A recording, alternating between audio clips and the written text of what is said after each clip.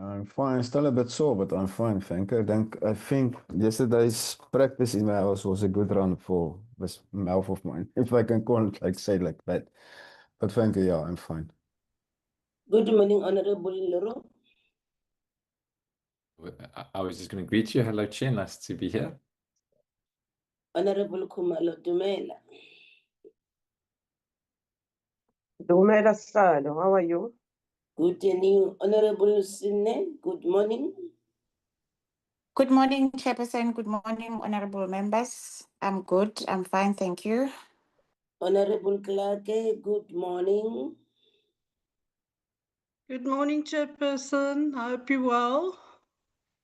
I'm good, thanks on you. Honorable Mutuvase, good morning. The Machiron was about. Honorable Chirampungose, good morning.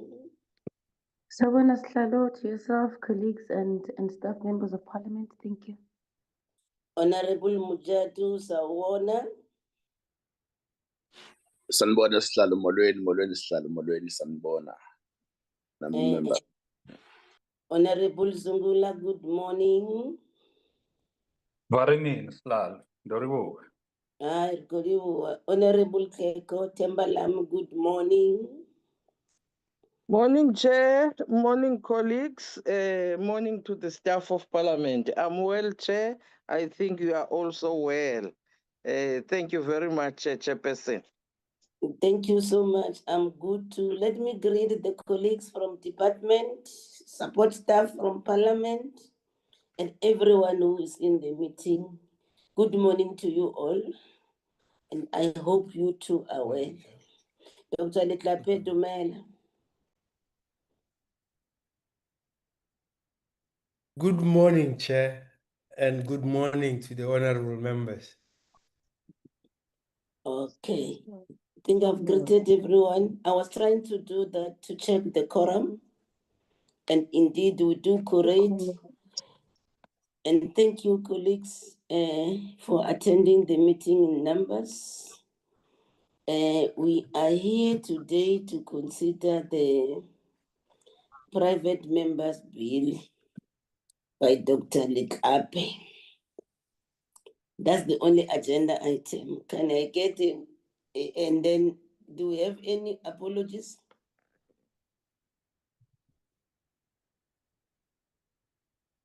Good morning and thank you, Chair. We've received an apology from Mr.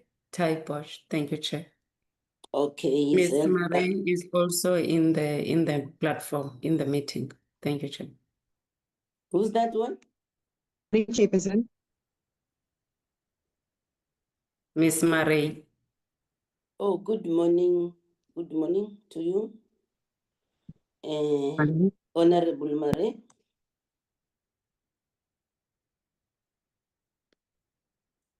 Okay.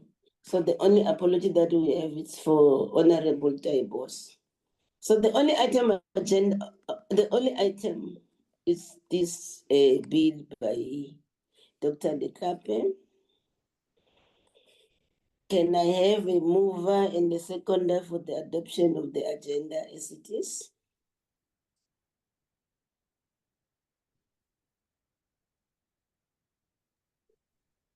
Honorable Sine. Thank you, Chairperson. I would like to move for the adoption of the agenda. Thank you. Do we have any seconder before that? Dr. Liru? Thank you, Chair.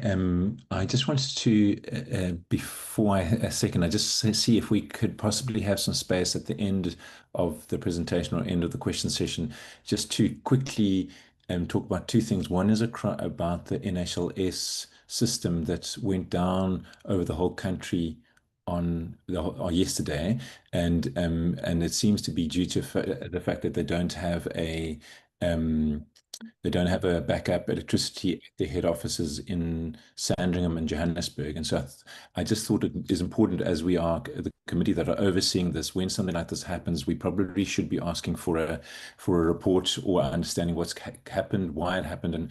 And we know the disaster with the IT last year. So I think I just wanted to bring that to the committee's attention, that there has been a massive the whole of yesterday, from Monday night, there was no access to the lab track, any results from NHLS. It has been restored, from what I understand from colleagues on the ground this morning, but I just think that's important to have raised that with you. Okay. I just also wanted to ask. I've heard that there's a National TB Day celebrations and events happening next week, Tuesday, in Caledon in the Western Cape. I know the Deputy Minister's there. I don't know if there has been an invitation extended to the Portfolio Committee. I just wanted to find out about that as well. Okay. But I'm happy to second the agenda. Thank you. Okay, I'll list them in any other business, né? The NHS system and the National TB Day. Honorable Clark? Thank you, Chairperson. Yes, I also wanted to speak about the NHLS because the last time they came to the committee, they told us that they have complete backup systems and that we would never, ever be in a position that their systems go down again and won't have that kind of backup to deal with. And then, Chairperson, I did write to you in terms of today's matter, Dr. Letlape's bill that we are going to be discussing. Now, I would like to just put on the table that the Joint Standing Committee of Parliament is actually the custodians of PARMED, not our committee. And it's extremely important that we have a joint meeting with the Joint Standing Committee of Parliament that deals with PARMED and our committee, because it's very important that their views are brought into this discussion as well. Thank you, Chairperson. Thank you. On that one, I did consult to understand that. But you also are aware that this is a closed medical scheme that is governed by the Medical Aid Schemes Act. And then, yeah, to rope in, I'll agree. But to say this is a solely because we are dealing in terms of the private members bill. Any MP is entitled to direct a health committee, and then by virtue that this a closed members bill is a product of the Medical Aid Schemes Act, which is the act administered by this portfolio. That was the rationale behind that, him bringing it to this committee. But at the same time, because these are matters that affect members of parliament, I should think when it comes to time of consultation, this is the committee that is affected that will have to fully participate. So that's the advice that I got on the matter, to say this is the committee that has to deal with this bill. In line with that, it's a product of the Medical Aid Schemes Act, which is the legislation that we do oversight on as a committee. But in terms of the important stakeholders that are to be consulted, then that joint standing committee on parliament should then be able to deal with it. And then the other issue that I need to be upfront, comrades, because, sorry, colleagues, my apologies. This is a matter that has been lying in parliament. You'll recall the EFF brought this matter when they joined parliament in 2014, for those that were in. There was an ad hoc committee that was established, and then indeed, if this is the matter that the Joint Standing Committee on Parliament had interest on, there was a court judgment to that effect. And then I should think indeed that Joint Standing Committee could have taken it upon itself, because this, we like it or not, it affects all members. Members are affected by this.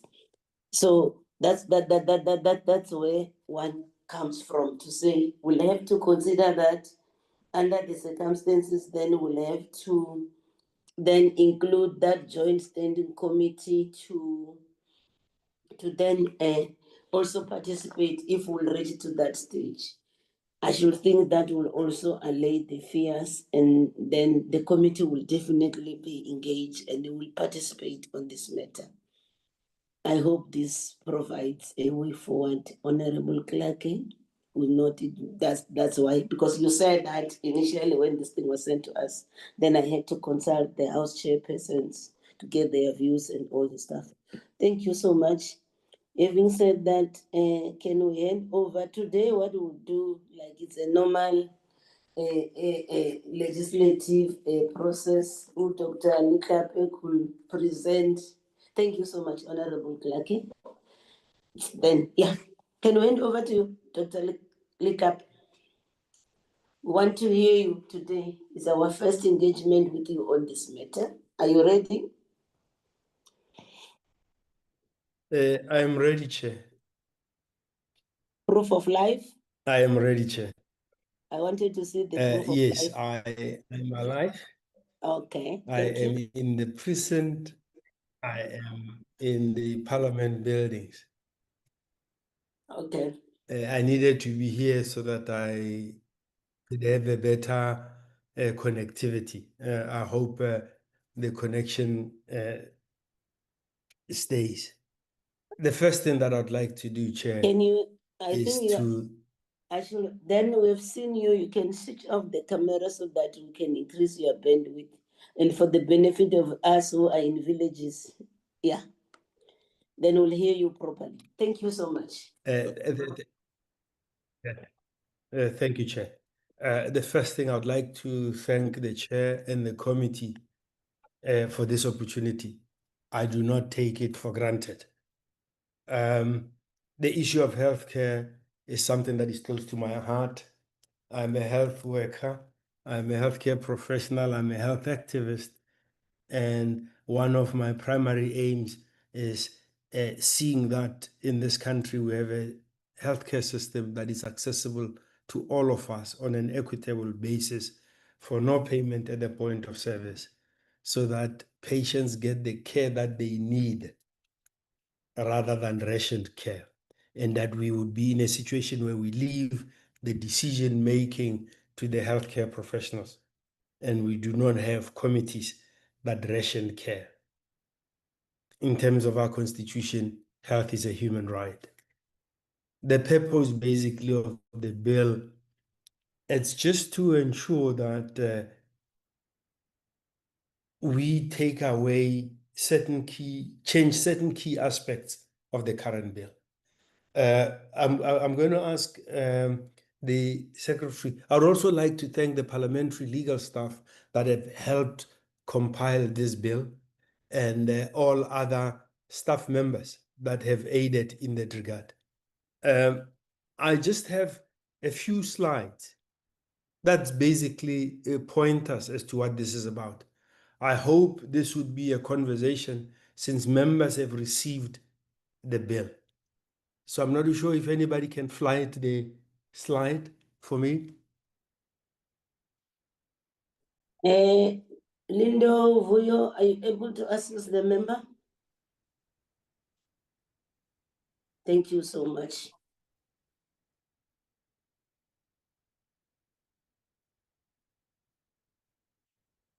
Thank you. And basically, we can go to the first slide.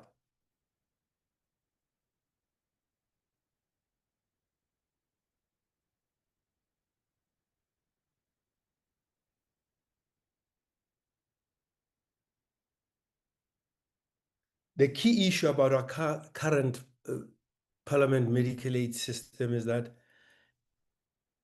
it is outdated and it is unfair. The major issue being the compulsory membership since 1975 for members of Parliament, members of provincial legislature, judges, and office bearers.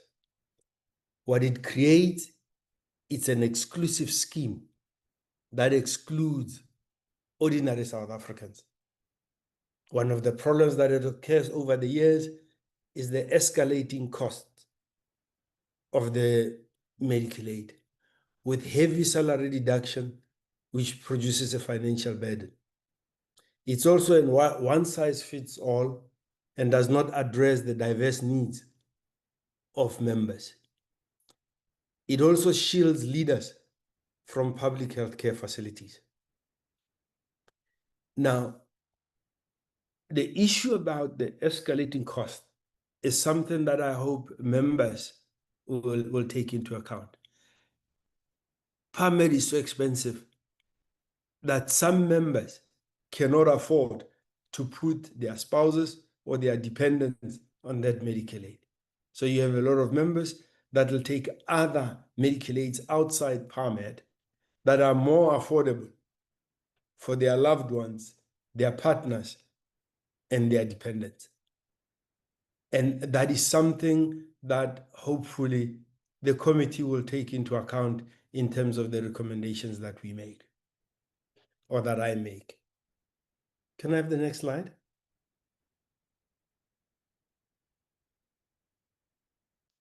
Now, the key proposed amendment is to ensure that we have a system that is voluntary so that there's fairness and accountability. The current position is that PARMED is compulsory, and I'm proposing that it should be voluntary so that members can choose either to belong to PARMED, choose a different medical aid, or to depend on the public healthcare system. Currently, we have automatic deductions. If it becomes voluntary, it will only be those that have signed up from whom deductions would be made. The bill also proposes to improve on outdated terminology so that it's modernized, and that we should also create transitional provisions in the proposed bill.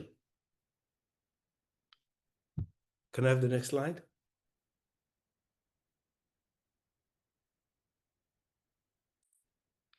Now, the benefits for all South Africans would be this freedom of choice for public office bearers. There'll be greater accountability because all of us would experience what the majority of South Africans experience in terms of access to healthcare. We would also have the choice to make decisions based on affordability and flexibility. And the core Action SA value is an inclusive, prosperous, and accountable South Africa. You know, in my home language, there's a saying where commonly people will say to others, "Renale lona," which means we sympathize with you, but we are not in solidarity with yourselves. And an expression has come out from where I come from of Renale Rona, where it becomes inclusive, that we are in this together. And that's what I hope we would be able to achieve. I am not unmindful of the benefits to members of PARMED. It has great benefits. And I'm also not unmindful of the fact that the greatest time of PARMED is if you stay long enough in Parliament and you retire.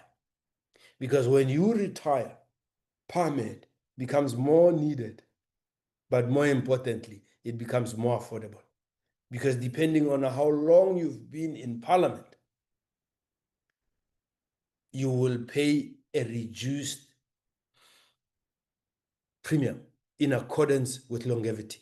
Those that I think would have been longer than 6 to 8 years would have the maximum deduction of nearly 2/3 of the premiums being paid by Parliament. So you'd have a 2/3 reduction in what you pay, and that's a major benefit.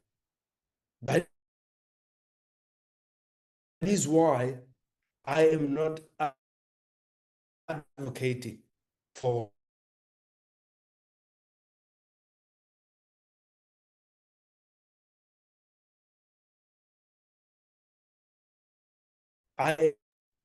Chair, I've just lost. is that when you Dr. Yeah, Letlape. we've lost you.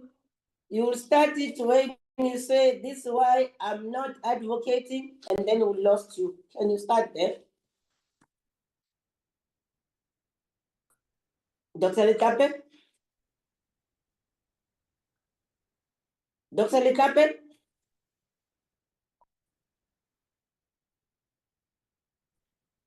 Is it only me? Colleagues, can you hear me? Chairperson, the signal at Parliament Is there- is not very strong, so I have the same problem. But yeah, it's a Parliament precinct problem. Okay. Chair, I can hear you, but not Dr. Letlape. Dr. Letlape? Dr. Letlape? Dr. Leroux. Dr. Letlape, can you hear me? Dr. Letlape?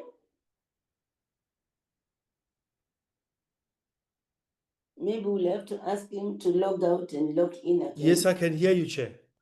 I Yeah, can hear you clearly. We didn't hear the latter part of what you are saying. When you started, you were saying, I'm not advocating for, then you disappeared. Okay, Chair, let me try and change the Wi-Fi. Are you using Parliament Wi-Fi?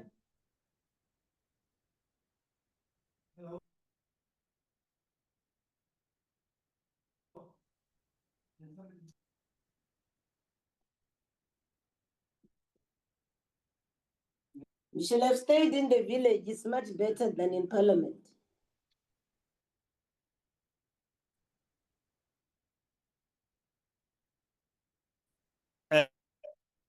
I'm also asking Uvuyo to start to look for venues for the physical meetings.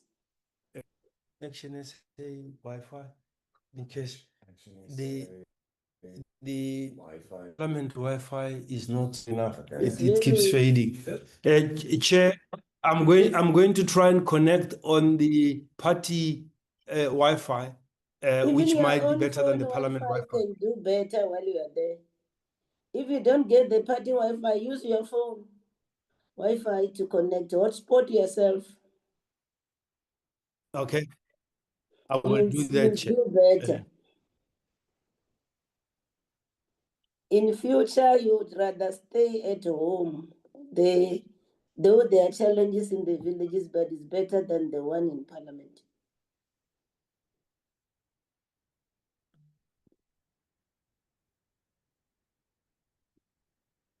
Okay, I'm trying to do a hotspot, Chair. Just bear with me.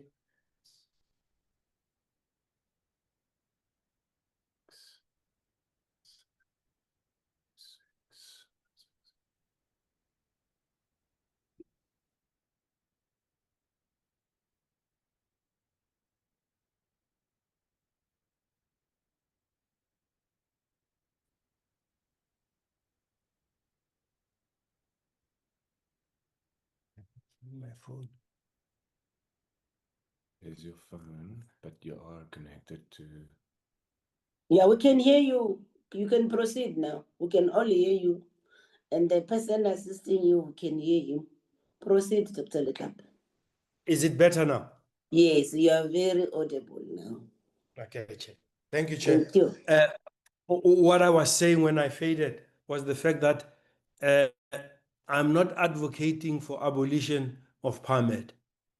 We just pleading that it be a voluntary decision that everyone makes. Because there are challenges in terms of affordability.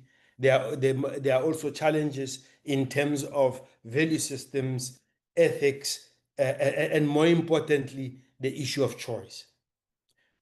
What I would like to speak to now is just to speak to Chapter 12 of the Constitution under the Bill of Rights, where the Constitution speaks about the freedom and security of the person. And it reads that everyone has the right to freedom and security of the person, which includes, and it talks about certain rights, about not to be detained, etc. But the second component talks about everyone has the right to bodily and psychological integrity, which includes the right to make decisions concerning reproduction, B, to security in and control over their body, and not to be subjected to medical or scientific experiments without their informed consent. So basically, a medical aid, you are making a decision about your body, and you should have the freedom to make that decision. So such a fundamental human right enshrined in the Constitution is denied to members of Parliament by the issue of making the medical aid compulsory. So, Chair, before I go into the other issues about the proposal, I just want to spend 2 minutes to talk about the history of healthcare in this country. When you look at the landscape of healthcare provision in this country, the Medical Schemes Act was introduced in 1967. In the same year that the Medical Schemes Act was promulgated, the public healthcare system in South Africa, the white public healthcare system, gave the world its first heart transplant. There is a 7-year and 8-year gap between the promulgation of the Medical Schemes Act and the launching of the Parliament Medical Aid in 1975. Before then, all members of Parliament, senior judicial officers, senior office bearers were dependent on the public healthcare system for their care. What the rationale was to create a medical scheme, I would not know. But one wonders why you would create a scheme when you had created the best public healthcare system on the planet. I'm not too sure whether it was to future-proof separateness. So we need to go back to the situation where the president, the prime minister, as it was named then, used the military health services for their care, the care of cabinet. I would assume that extended to members of Parliament as well. So the issue of solidarity with the general public is a key issue of us becoming honorable, credible, and ethical leaders. So for me, it is important that members understand that the rationale for me coming up with this bill is so that those of us that would want to have a choice not to belong to PARMED, whatever our reasons are, issues of things from the past, issues of wanting to see a healthcare system that serves all South Africans and where leaders lead by example as to where they go for their healthcare. But I am not proposing that that be compulsory. That should be an issue of choice. We all know the challenges that we have in the healthcare system, the unaffordability of the private sector, and the challenges that we have in our public healthcare system. It does not mean there are no challenges in the private healthcare system. But we need to be able to lead by example and be able to chart a path where we have solidarity with the people and there's a commitment to fix the public healthcare system. And we have no fear of using a system that we are responsible for, that we subject the majority of citizens too, so that we can use it for ourselves. Remember that the members of PARMED include members of the National Assembly, members of the National Council of Provinces, judges of the High Court and Supreme Court of Appeal, and at the moment, Constitutional Court, and certain executive office bearers. These are the leaders of society. These are the lawmakers in society. These are the apex people in terms of oversight over the laws of the country. So when we say choice, it means that the key change would include that individuals may elect to join PARMED rather than being compelled to do so. Salary deductions only occur for those who voluntarily choose membership. Transitional provisions would allow current members to terminate membership with notice. The terminology is updated to align with the modern constitutional structures. Members should be able to choose a medical scheme suited to their personal and family circumstances. A single compulsory scheme does not accommodate diverse needs. We are now, PARMED has now been put under the provisions of the Medical Schemes Act. And one of the key tenets of the Medical Schemes Act is the issue of choice, where you choose to be on a medical aid and you are given a variety of packages depending on your pocket.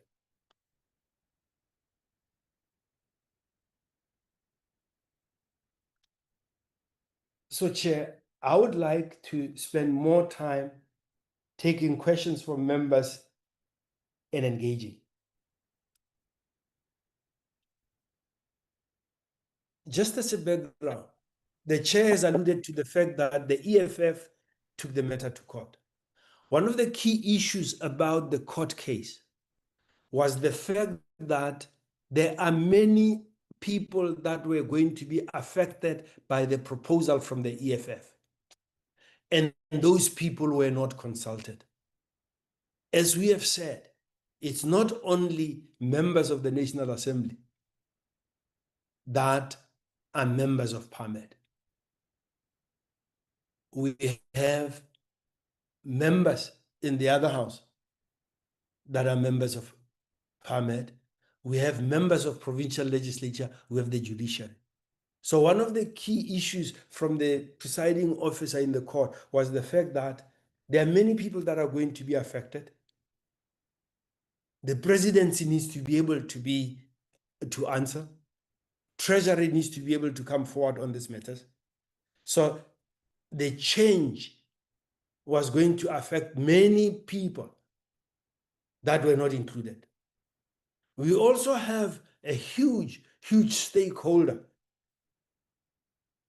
in PARMED, which are the retired members of parliament, members of provincial legislature, and all those members have a vested interest. And I'm not unmindful of the fact that the older we become, the greater the need for health services. And I will be the first to admit the great benefits for those that have served in parliament that are now retired. And there is no intention of eroding those benefits. Those benefits are guaranteed in law, and that's an obligation that the state has to those members. And by making membership voluntary, those members will not be negatively affected by that. But you go to the other side of new members where the cost is too high and families get divided by the prohibitive cost. If I take myself, I pay almost 15% of my take-home pay to be a member alone. If my wife came in, we'll be going way beyond 20% of my take-home pay, close to 25. All the people that depend on me, I cannot afford to put them on PARMED, because then I will be working for PARMED and paying taxes. There's something in the system that is not sustainable going forward. Forgetting just the issue of ethics, the issue of ethical leadership that we should provide. Just on the issue of affordability and the financial strain, particularly to new members, particularly to younger members. And I would urge for the committee to support the amendments that we are proposing. The committee is important in ensuring that we find a resolution based on legislation, a resolution and a solution that comes from legislators. We do not want the courts to be the ones that intervene on what we should be doing as legislators. So, Chair, I'd like to stop here just so that I can allow for more engagement, and I'll answer any questions, and I will deal with any aspects that are being raised to myself. So I want to engage more rather than talk alone. Thank you, Chair. Thank you, Honorable Letlape. Can I see a show of hands of colleagues who want to engage? According to my list is Dr. Liru, followed by Honorable Chirampungose, Honorable Clark, Honorable Van Staden, Honorable Mutuvate, Honorable Shabangu, Honorable Zungula.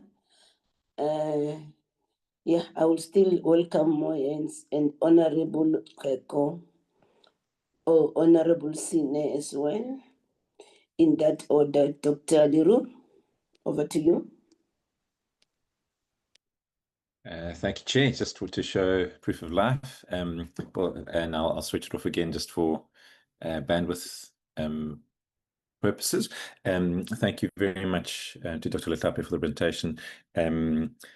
Yeah, and I just wanted to, I understand where he's coming from. I think that for me, the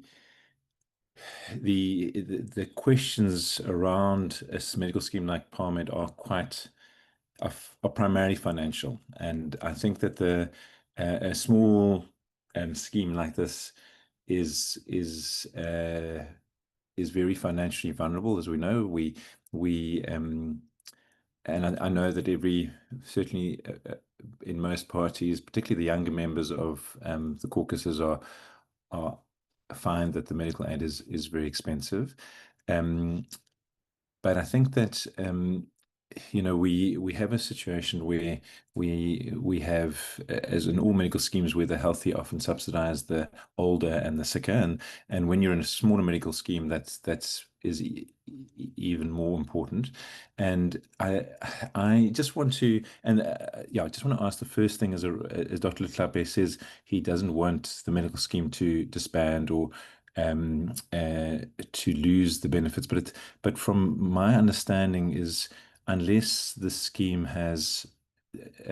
unless it is compulsory, it is not viable financially. And so taking for this, if this law were to go through, we'd essentially be dissolving PARMED practically. And that has significant impact, particularly for those people who in the past have contributed and are now reliant on it. So I think that that's the first thing to say. I think that the second thing to say is so I just wanted to ask firstly, does Dr. Letlape recognize that that will be the case, or does he still believe that that PARMED will be viable without a compulsory scheme? The second question was, I think because the cost is such an issue, I was wondering why he didn't go down the route of advocating for maybe having a fully comprehensive option, and then perhaps a less comprehensive option for those who are younger and don't need all the significant benefits, so that we have a bit more choice within the scheme. The third thing is I think it would also be useful to get a financial kind of understanding of, of course, initially when, as he has mentioned in his presentation, one pays a lot, but as soon as one has retired as a member of Parliament, depending on how long one has served, one gets a subsidy for that. And so I think it would also be useful to understand what the costs over time are for PARMED, and what the real costs are, not just the at the time costs that when we are paying in the early years of being a member of Parliament. So I think that that's an important financial analysis that needs to be done. Yes, I think that I think I'll leave it there, but yeah, just would love to have Dr. Letlape's feedback on those questions. Thank you. Thank you, Chairperson. I'm not sure if ngiyazwakala nginenkinga ye-network. What? We can hear you. You can proceed. All right. Okay, I'll try to make it speedy because I'm having network issues. Okay. Ngiyabonga Sihlalo for the opportunity. Greetings once again to members and everybody on the platform.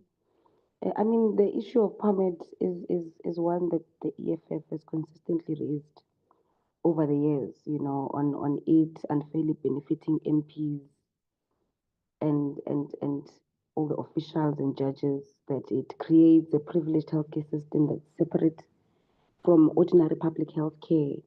And the argument that we were raising in court is that it was irrational and unconstitutional in a country that is aiming for equality in access to health care. And we all know the outcome of the case, because we were having a large pushback, particularly inside Parliament, in making amends or to moving away from some of the things or tenets that we found problematic with PARMED, especially the part of automatically joining the scheme, and that alone is already infringing on freedoms of choice and all of that. But more in relation to namhlanje, noting that we've got an existing reform currently, the NHI, which is no longer a bill, it's an act as it was signed by the president. And in the different phases of the NHI unfolding, one of the things that will be affected is obviously medical aid schemes, as the NHI moves to creating one fund where we all contribute to. And PARMED will obviously not be exempted from this process. It will fall under those processes that will be undertaken through the NHI, where the state will become the main purchaser of health care, and private medical schemes being significantly limited, right? Unless if they serve the purpose of being complementary cover. I think those are the terms that the NHI utilizes. So I just want to find out from Dr. Letlape if he is of the view that the NHI doesn't suffice in addressing the issue of PARMED, because PARMED won't be exempted from the NHI. Under the NHI, it won't continue as a full private healthcare scheme. And second to that, pursuing this as a legislative process will obviously then affect the NHI itself. So I want to find out what are the legal engagements that he had with the Parliament Legal Advisory Team in devising the bill pertaining to how the NHI then comes into play or how it will be affected and other relevant legislation, obviously, because then this is pretty much saying that PARMED must be exempted from the NHI fund, which then calls for a whole different discussion. I think we should all be fully aware of the nature of the pursuing of this bill, and where we are tapping into, which legal frameworks we're tapping into in pursuing this amendment, particularly as legislation, noting that the NHI is now an act. Thank you, Stella, for the opportunity.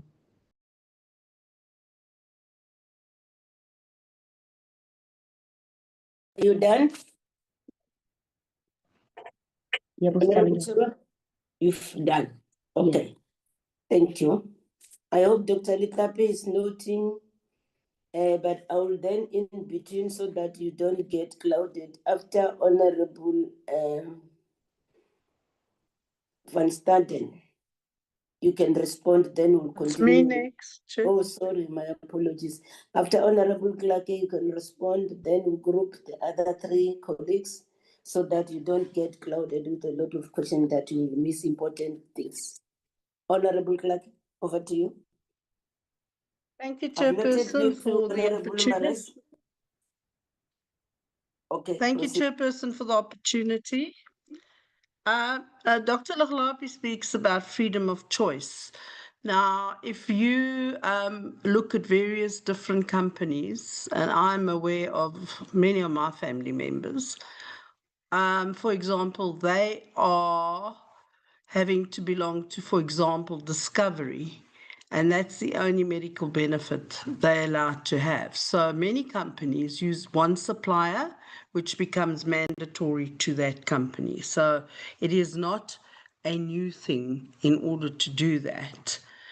And then what I think is very important is that when people get older and they retire, many people then have to downgrade to a lower scheme, and they do not get the quality benefit of quality medical care the way they would get from PARMED. So that is something that really needs to be understood and needs to take into account. Then I'd like to know what benchmarking was done, because if you look at medical aids like Discovery and FedHealth, the top tier medical aids, Discovery Executive, for example, costs exactly what PARMED costs, yet they don't get the retirement benefits like we do after 8 years. And it's not just retirement benefits. If you are not re-elected and you've been in the system for 8 years and longer, you qualify for that benefit. And you also qualify for benefit even in a smaller period, but not as much as when you have belonged to the scheme for 8 years. Then I am definitely of the opinion that if the main aim of having a separate medical aid scheme for MPs, judges, and other public office bearers is to ensure their independence and impartiality when considering matters relating to the regulation of other medical aid schemes. PARMED benefits are structured in such a way as to provide the best possible healthcare cover for senior public office bearers to enable them to perform their functions to the best of their abilities without being out of service due to health concerns. It is a specialist's unique scheme in that sense. If compulsory members is changed, the voluntary membership, there's a big chance that the fund will be able not to sustain operations and continue to provide the level of services. And that's a big concern. And then the Act is not administered by the members of the executive. The various categories of public office bearers will also be affected, like MPLs, judges, etc., not only MPs, and Dr. Letlape did mention that.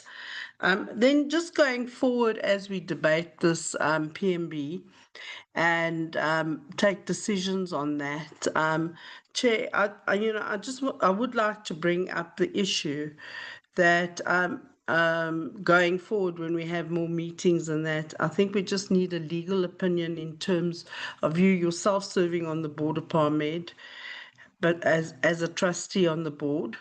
So, you also have fiduciary duty to protect the best interests of the scheme, which is counter to Member Letlape's proposal. So I'd like to just bring that point up as well. Thank you very much. And then he spoke about the military hospitals, etc. I mean, today's day, the military hospitals are really in such a bad state. They're really not of quality like they used to be. And then Member Naledi spoke about, the NHI. But within the NHI, if you go through that bill, you will see that PARMED have requested to be excluded from the NHI. So that's also something that is concerning because PARMED has asked exclusion. Thank you very much. Thank you so much, Honorable Clark. Can I allow Dr. Lee Kape to first respond to the three colleagues? Then Honorable Van Staden Mutuvatse Shabangu will come in. Then we'll deal with the last batch as well. So that he doesn't lose track. If we are to bombard him with everything, he might lose some of your concern. Dr. Letlape? Thank you, Chair. And thank you to the members for the questions. The first questions were Dr. Leroux about what are the real costs of PARMED. I think that is information that we can get from the people that administer PARMED. But having engaged with them to a limited extent, it offers the best benefits of a medical aid in the country. It is quite costly. And there's been a skew in terms of the age profile. The number of retirees is increasing. And that's where the most benefits get extracted. It's had challenges in terms of utilization. Those are the few issues that I have learned from speaking to the people of PARMED. But I guess your real question was, can it survive if it is not compulsory? And I think in your question lies the answer. Because what you are alluding to is the fact that it's almost like a pyramid scheme. The benefit comes to those who came into the pyramid scheme first, and the ones who come later are not going to benefit. And the pyramid scheme will collapse. And effectively, I can't put that crystal ball. That's the one that you put. But clearly, if it is made voluntary, it'll have less members than it has now. And the biggest problem that PARMED has is about the size of members. So if PARMED were to be absorbed into GEMS, for example, there would be safety in numbers. The pool is too small for it to be sustainable. Even if it stays compulsory, the only way it will stay afloat is if you get to a point where members will be working for their PARMED subscriptions, particularly ordinary members, ordinary backbenchers in Parliament will be working for the medical aid. That's the only way it'll stay alive with time, because it's becoming increasingly unaffordable. We've seen the challenge that was created by GEMS, where they're looking for a close on 10% increase on their medical aid. There's an uproar from members. But compared to the rate of PARMED, that is still affordable. So the issue of numbers, it's structurally defective because it doesn't have the numbers for proper cross-subsidization affordability. So the fact that it's compulsory means it'll survive a bit longer, but it'll become more and more unaffordable as we go. If it is not made compulsory, it'll have to deal with the realities that it'll need to face sooner than later. So it will survive, but its longevity will be shortened in terms of affordability. So it's going to be about whether how far the government and the state is prepared to subsidize. Just like it heavily subsidized people that have served for 8 years or more, or that have retired, because it's on a sliding scale. Remember, if you've served for 1 year or more, you get benefits on a sliding scale. It may be that after a year, they'll pay 10% of your fees, and it rises to nearly 2/3 of your fees 8 years or more. Now, to the second question from Honorable Member Chirampongwase, NHI implications. That's a very difficult thing to put into the mix because of the challenges and the undecisiveness of NHI as proposed. Clearly, NHI is an alternative medical aid. And what would have helped to provide clarity to everyone, including to parliamentarians, was NHI should have been replacing the current Medical Schemes Act, including PARMED. The challenge becomes this, running it in parallel and giving it an opportunity to fail on its own. When you look at NHI and you go into section 33 of the bill, it says that it stipulates that once the NHI is fully implemented, private medical schemes will be restricted to offering only complementary cover for services not reimbursed by the NHI fund.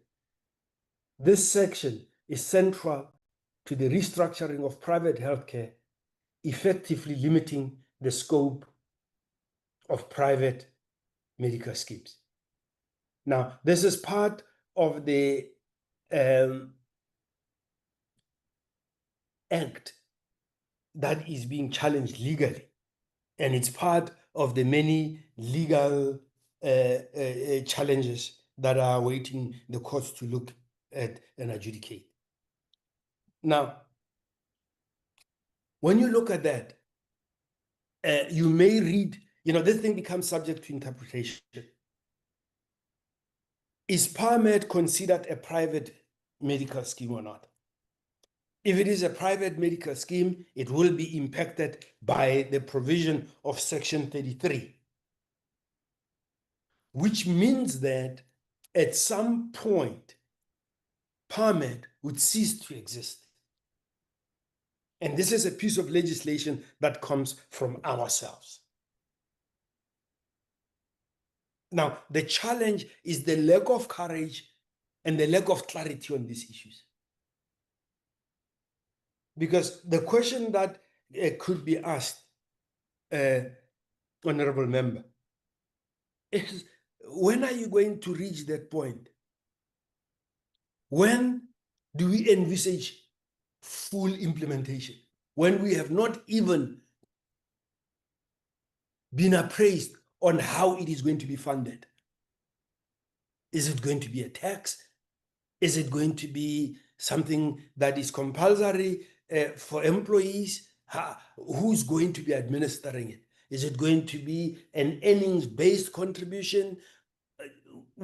You know, there's lack of clarity in that regard.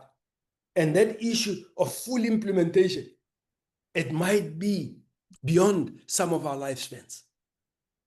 So there's the ambiguity where there's been no clarity. There's been no declaration that says we are now all moving to NHI today as members, leading as parliamentarians. That will be the first in NHI.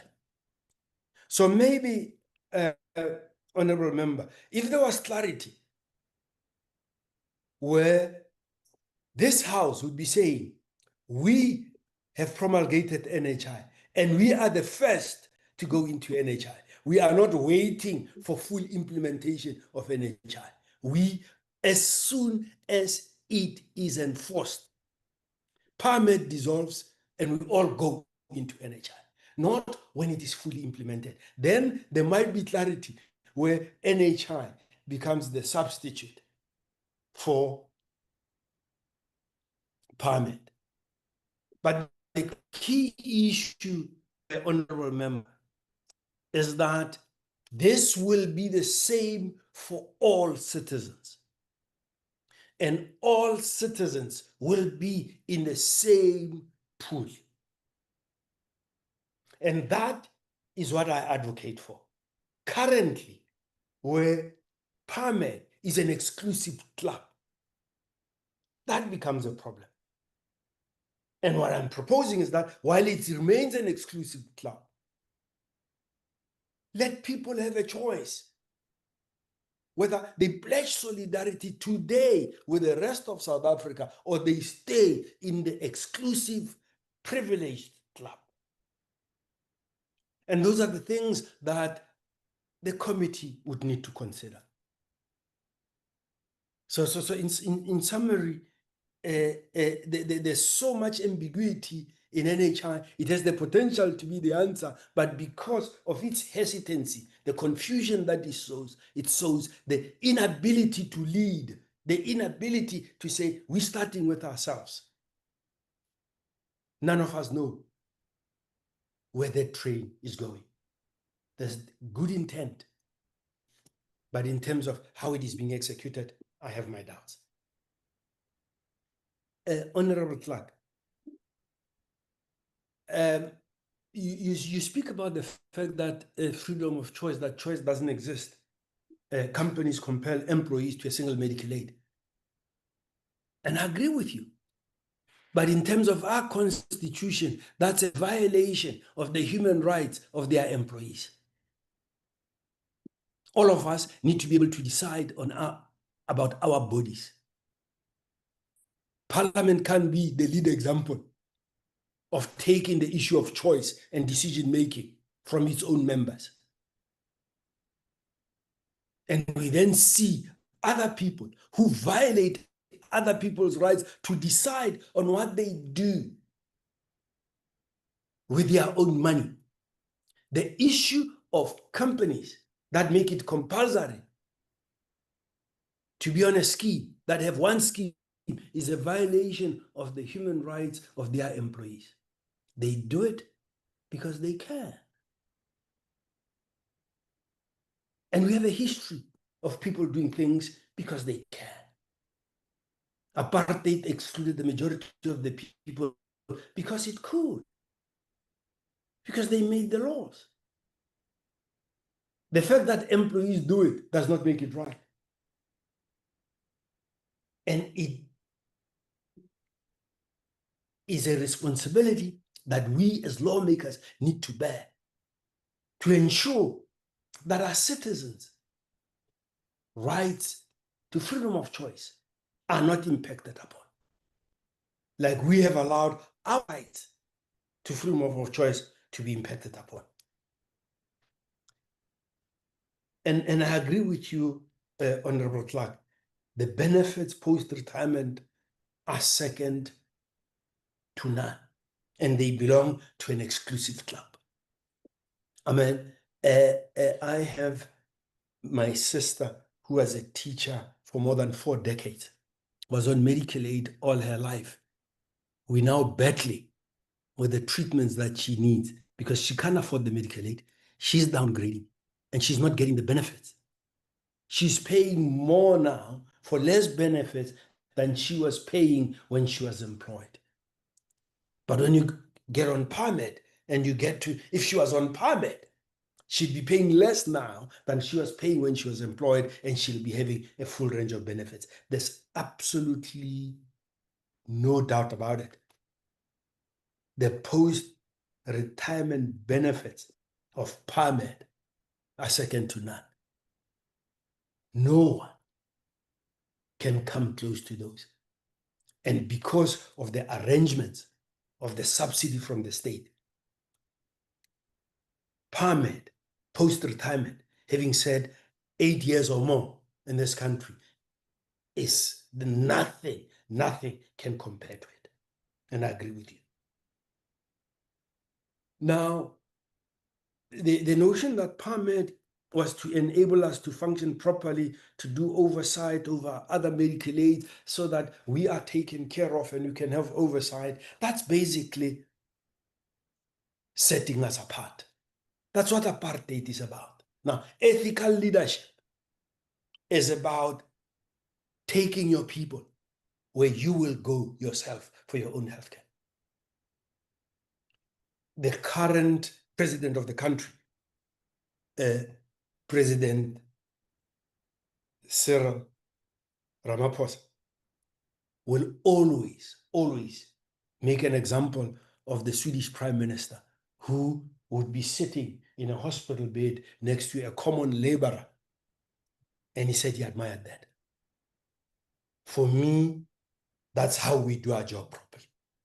When we say Renale Rona, when our fate is intertwined with the fate of those that vote us.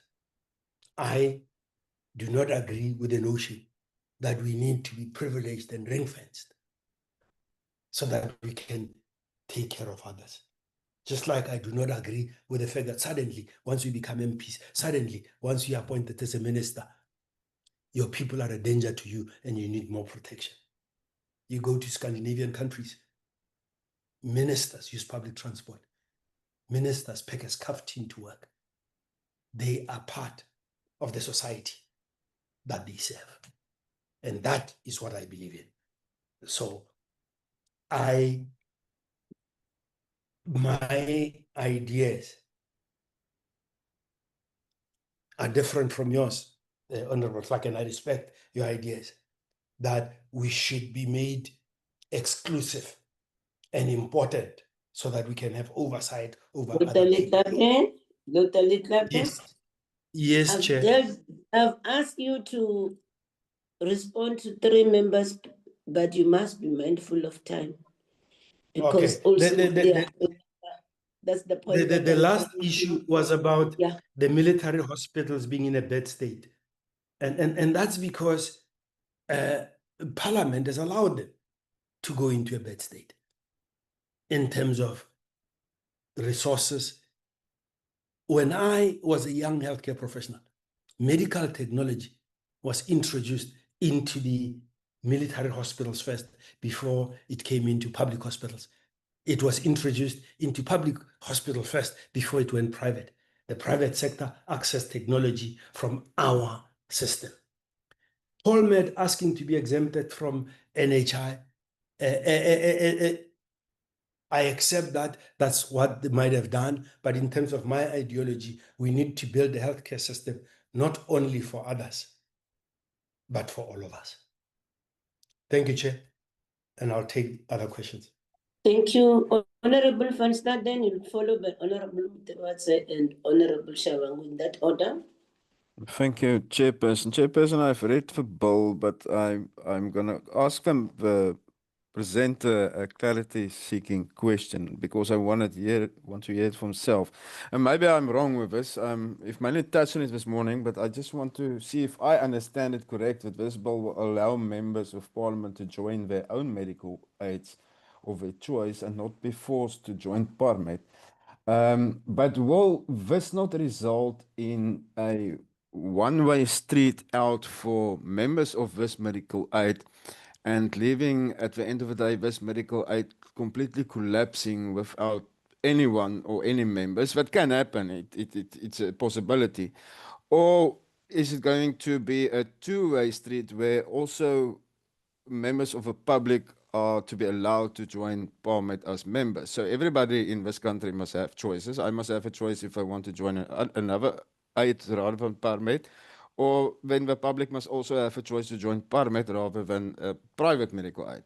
So I just want to hear from a member with that. But with the if we say the public will be allowed to join PARMED, with a high cost of membership fees, will the public who will be able to join this scheme be able to afford it?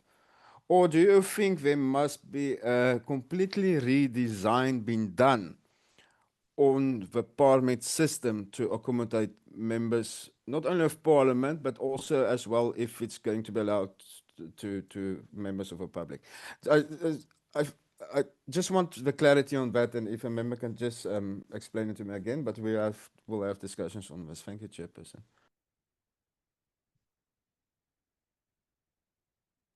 I hope he has noted the questions. Honorable Yes, Mtobatse, I over have. to you. Honorable Mtobatse. No, thanks very much, Chair, for the opportunity, and greetings to members. I've shown proof of life. It's me, Chair. Right from the onset, let me state that ourselves as the MK Party believe in the universal health coverage, meaning that we want a health that is for the people, that is provided for by the state, taking care of the livelihood of its people, covering them wholly. That is our position as the MK Party. Also, having said that, I think the debate around this particular matter, in particular around the private health, we enter into it with serious reservations, because it's something that we as the MK Party must provide that health. But having said that, Chairperson, I want to juxtapose this debate that we are having now, and I do not know why researchers and everyone in Parliament have not assisted us, and in particular Dr. Letlape, in reminding Dr. Letlape and ourselves that indeed there was a report that was presented to the National Assembly on the ad hoc joint committee on this particular subject matter, which is PARMED. And this report presented to the National Assembly on the which was moved by the chief whip of the ruling party at that particular time. There are clear terms of reference, and amongst those terms of reference, it states that the committee was established and tasked to inquire into the recommendation of its scheme and introduce and amending legislation. And I think that is where this particular bill that is being introduced perhaps can be juxtaposed with this report of the ad hoc committee that was taken in 2017. And in this regard, I think everyone was consulted, including self-medical aid schemes, judges, National House of Traditional Leaders, SALGA.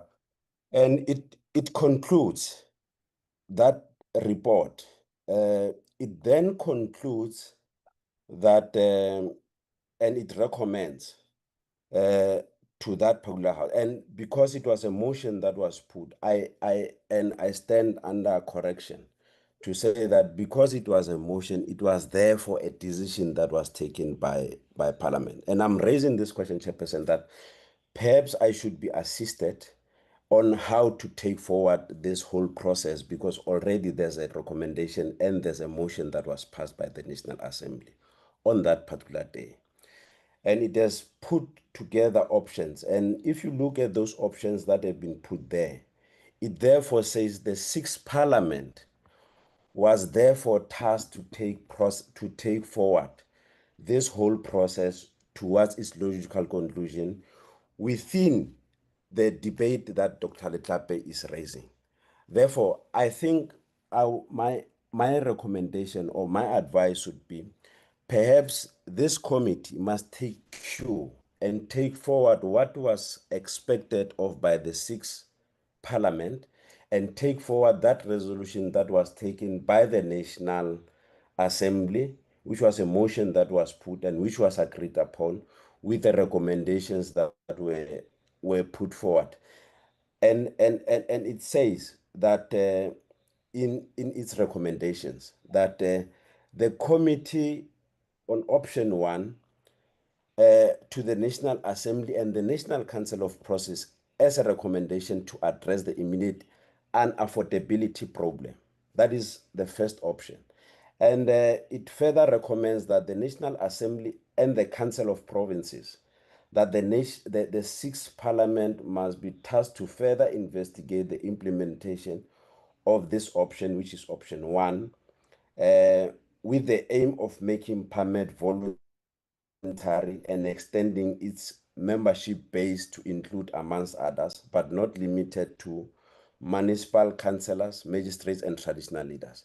So, Chairperson, I'm saying, and I think you'll be able to guide us here, having brought this to the attention of the committee, I'm recommending that we because it's a motion that was taken, we therefore go back to those recommendations and say this is where they are, and juxtapose the bill as it's brought by Honorable Letlape to see if there are any differences and how to embellish those recommendations and take forward what was agreed for by the National Assembly, because it is my view that this recommendation talks exactly to what Dr. Letlape is talking to, and it talks to the view of the majority of members of Parliament.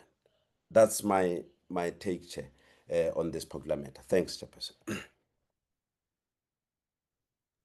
Thank you, Honorable Shebangu. Over to you. Thank you, Chairperson. Good morning to yourself and other honorable members and the staff that is present in the meeting. Proof of life. I'm trying. I hope I'm visible for better connectivity. Can see Thank you.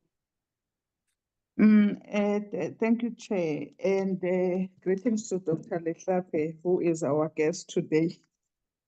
We want to welcome this presentation. Honorable Letlape, on your opening remarks, you spoke on no fee payment at the point of service, which for me then took me to the NHI.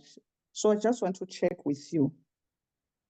How does your proposal align with the broader reforms such as NHI?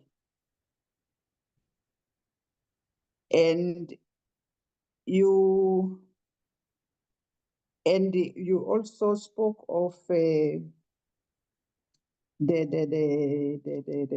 trying to I can't see. If you also say that in your presentation, I just want to check with you if the high income members exit PARMED, what measures will prevent the cost to escalate for those that will opt to remain? Because people might not be the same. And while you were responding to, can't remember which question you were responding to, you expanded and then it raised a question or clarity seeking question to say, is it accurate to suggest that South Africa had the best public healthcare system on the planet in 1967? Given the historical context of unequal access by then, because that is what you said in your response or while you were adding to your presentation to say in 1967. So I just want to check with you if it's really accurate to suggest that it was the best healthcare in public health system was the best in 1967, given the historical context of unequal access that time. The 1975, were there any document policy reasons for introducing a dedicated scheme for public office bearers, as you have indicated? And if there was a policy reason for that, how do those reasons compare to today's context as we are here today with your proposal? And another question that I have is that you'll forgive me if I'm repeating this question, because sometimes I lose my network, because I heard Honorable Chua talking about NHI, but somewhere I lost my network. My question is, should we not, because you spoke about solidarity within the public health care system, which it's important and we appreciated it. But how does your proposal ensure that this does not become symbolic rather than practical, especially in the public facility, if the public health facility remain under-resourced? Should we not rather accelerate implementation of NHI as the mechanism to achieve the true equity for all South Africans? Then we can say that's the solidarity that we are talking about. I know you even in the previous meetings, you've been very vocal about the NHI, all the things that we have raised now. But looking at your proposal, it appears to hinge on the transition to NHI. Honorable Letlape, can you clarify whether the proposal is conditional on NHI implementation or whether it stands independently? Because when I listen to the whole presentation and your remarks, for me, we just need NHI in South Africa. Then we all know how most of the members feel about the PARMED, the money that we pay to PARMED, all what you presented. It's what we know it's there.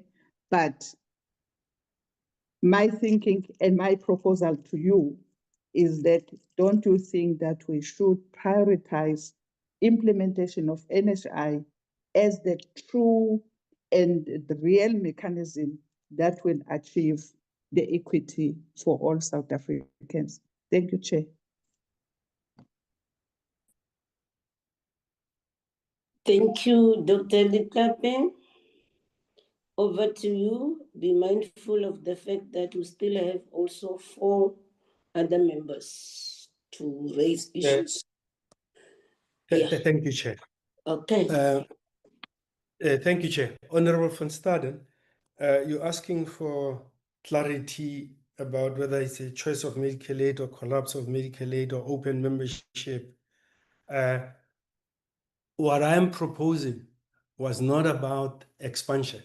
It was about giving members a choice to belong to PARMED or not, to have the choice of choosing a different medical aid, or also to have a choice of not belonging to a medical aid and being dependent on the public system and paying out of pocket for private services if necessary. So embedded in what we put in now, or what I've put forward now, was not about revamping PARMED, recruiting more, making it an open scheme, and making it open to everybody. That is not what I was proposing. What I was proposing was the issue of affordability of PARMED in its current form, and the fact that people don't have a choice, are compelled to go in there, and there's a salary deduction. Whether you use it or you don't use it, whether you have objections against it for whatever reason, it is compulsory. So that is basically what is being put. I wasn't putting the issue of how do I make PARMED better? Does it become an open scheme? Is it open to those that are in municipalities, or is it open to anybody that wants to join? No, that is not what is being suggested right now. It was just about PARMED as it exists should not be compulsory. Members should have a choice to either join PARMED, join another medical aid, or choose not to belong to a medical aid. Ntate Muthubatse, you've spoken about the position of MK against those were statements that do not require me to respond to. But more importantly, you talk about the ad hoc committee seeks Parliament to conclude, and you spoke extensively about the option one, which is about affordability, voluntary, expanding membership. So it links to what Honorable van Staden was talking about, but that's not what I'm proposing.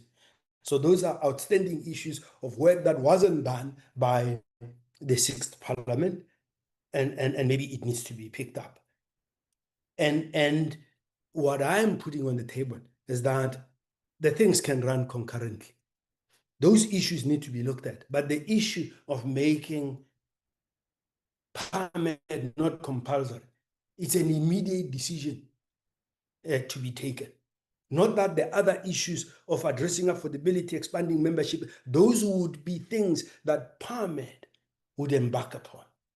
But those of us that are of a principle that I need my money that I'm being taxed to go towards fixing the public healthcare system, where I will go with everybody.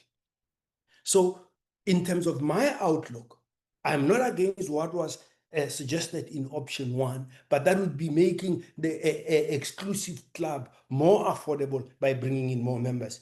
And that's something that the committee and Parliament should consider, because it was the duty of the 6th Parliament that we should pick up. Honorable Shabangu, the issue of no fee at the point of service, is it a part of the broader reform of NHI?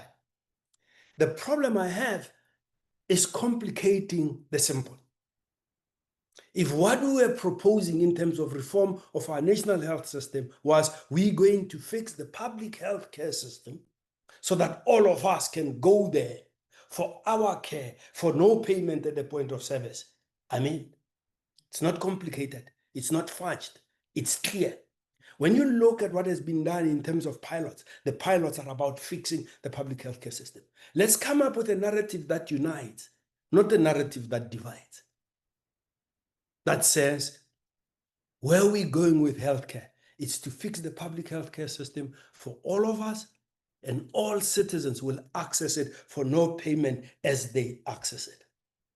That becomes clear. So for me, there are issues, because when you're coming up with insurance, you're coming up with benefit committees, you're not giving universal care. When you're creating committees that are going to decide what you're getting, you are not creating the universality that we currently have from the public healthcare system. Public healthcare system has its challenges, but what it has, it's accessible, it gives you the care that you need within the available resources. And that's all that needs to be done. You ask a question, if people exit, will costs go up for others who remain. That is the general experience. You'll see even in other medical aids, there are less people taking up medical aid. Employees can't afford, they've got to decide whether they feed their children or they're providing for when they get sick. And people are finding it unaffordable. They are dropping out of medical aid. They are going to cheaper schemes. I mean, when you look at the GEMS problem that was created for them, the major issue was people downgrading and still wanting to have the same benefits but paying less. So affordability is a key issue all around. These systems are not affordable. And I wonder why someone thinks if we nationalize them, we're going to make them affordable. They'll still have the same challenges where non-healthcare costs erode the ability to provide services. And they are the only ones that are winners in the system. Yes, if people exit, the experience is that costs will go up and there'll be less people to take over the burden. So the fees for new members that come in will be higher. But for those who are retired, they'd still be in a good space. 1967, clarity. What I must say is that the white public healthcare system was second to none in the world. And the key was the white public healthcare system. Remember, when this white public healthcare system gave the world its first heart transplant, there was no fee at the point of service. The doctor was fully employed. The patient was not out of pocket. There were no additionals. It was provided by the public healthcare system. My advocacy is we do the same, but it's for all of us. We still fund it properly. We still equip it properly. We still train people properly. It still provides quality healthcare, but for all of us. You ask a question, 1975, was there any reason, policy reason for the formation of 1975? I ask myself the same question. I don't know what is it that they were hedging for, because they had arguably the best healthcare system in the world, the white public healthcare system. As is evidenced by the fact that it gave the world its first heart transplant in a public healthcare system, and many, many other firsts that were given in the public healthcare system. My father-in-law was an educator, principal inspector. When he was sick, he had a medical aid. We took him to Chris Hani Baragwanath Hospital because the best care was being provided there. So our solution is to fix the public healthcare system for all of us. And we might even levy a health tax so that there's a dedicated fund to give it the resources that it needs so that it serves all of us and all citizens access it for no payment at the point of service. You ask about solidarity with the public and accelerate implementation of NHI. As I have said, my outlook is that we need to be simple, clear, decisive, and not create business opportunities for others. Let's fix the public healthcare system. Let that be our focus, and all of us must be dependent on it. And I'm not opposed to, instead of having NHI as is proposed, we have a health tax that we pay. That is a salary deduction like PAYE, like UIF, over and above the current allocations to health. So my proposal is not dependent on the NHI implementation. This is totally separate. It does not mean we will not engage with the necessary health reforms and providing better healthcare for all of us. But this proposal is not linked to the issue of NHI. It's about choice because this is an exclusive club. When you go into national, you're talking about something that applies to all of us as South Africans. So there would be no issue of choice. It's about this is what we do as South Africans. When we have stop signs on the road, there's no exclusive club that has a license not to observe the stop sign. That stop sign is for all drivers in South Africa. And that is an equitable system. That is for all of us. But when we have exclusivity, choice has to be part of that. Thank you, Chair. Thank you. Can I recognize Honorable Sine? Then she will be followed by Honorable Zungula, Honorable Marais, and Honorable Cheko will be the last one. Thank you, in that order. Thank you, Chairperson. Greetings to everyone again. Chairperson, let me also appreciate the presentation from Dr. Letlape. My first clarity-seeking question from Dr. Letlape, I want to check with you who has been consulted in developing this bill, particularly Labour representatives and current PARMED members, and what were the key concerns raised? Two, Dr. Letlape, you indicated that the intention of the bill is not to abolish PARMED, but to expand member choice. What do you think will happen to PARMED as a scheme if a significant number of members opt out? Because if all of us, we decide to leave PARMED, what will happen to it? As you are saying, the intention is not to abolish it.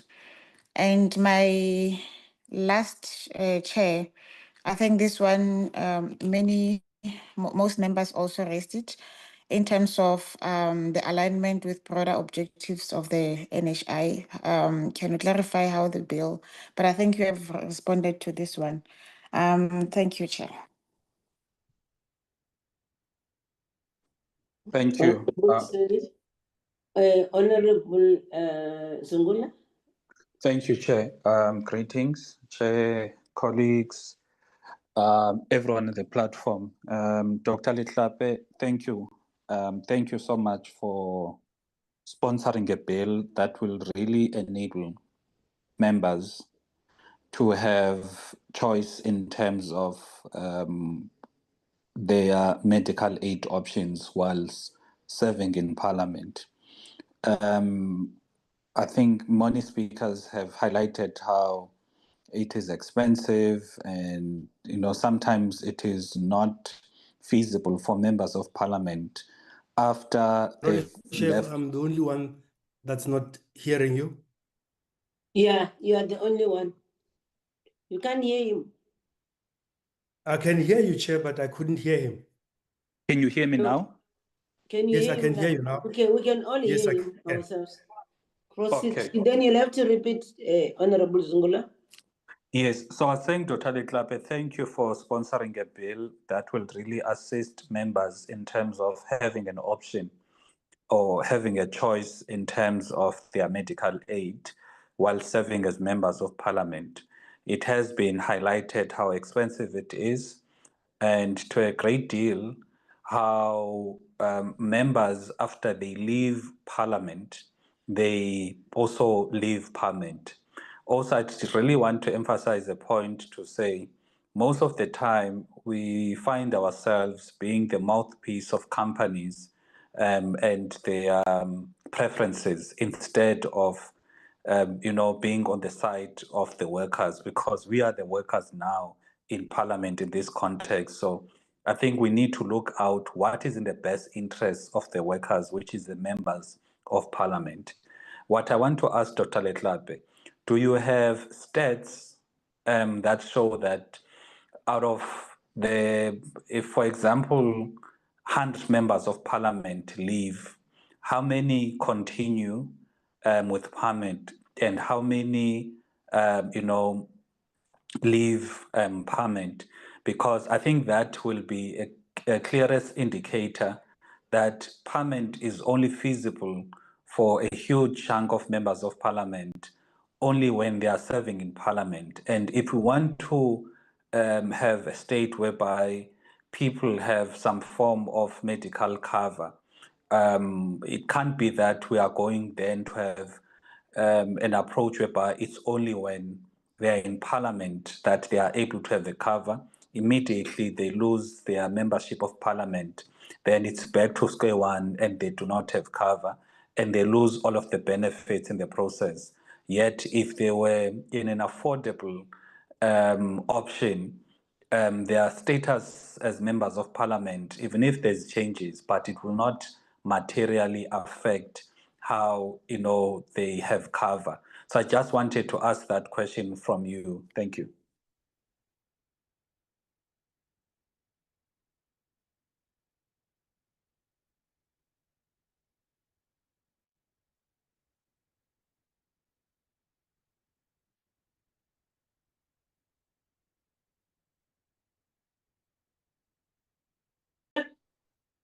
I'm still here, Chair, but I can't hear if there's anybody speaking. Honorable Zungula, are you done so that I can proceed to the next member? Yes, I was done, Chair. Thank you. Honorable Marais, over to you. Thank you so much, Chairperson. Thank you so much for the presentation. Chairperson, and welcome to everybody. Chairperson, in the 1980s and 1990s, when you were working at a company, there was a close shop agreement that you must just belong to the union, even if you liked it, even if you didn't like it. The same with this thing of PARMED. And like you were saying earlier on, the 20th the year 2014 EFF came with this very same proposal. If you look at the Eastern Cape, Chairperson, the Eastern Cape is having 3 medical aids: Discovery, they have Bonitas, and they have PARMED legislature. They're the people is having a choice which medical aid they want to use. If you look at the NHL bill, I think we must all fall under that same thing. The PARMED medical aid, like everyone has said, everyone has given input. I think I'm the last person. I also feel that there must be some changes made to the PARMED, because for one person to pay such a lot of money, and you have still like your whole family, and you can't put your family on because it's going to cost your whole family, your whole salary, basically, if you put your children and grandchildren on there.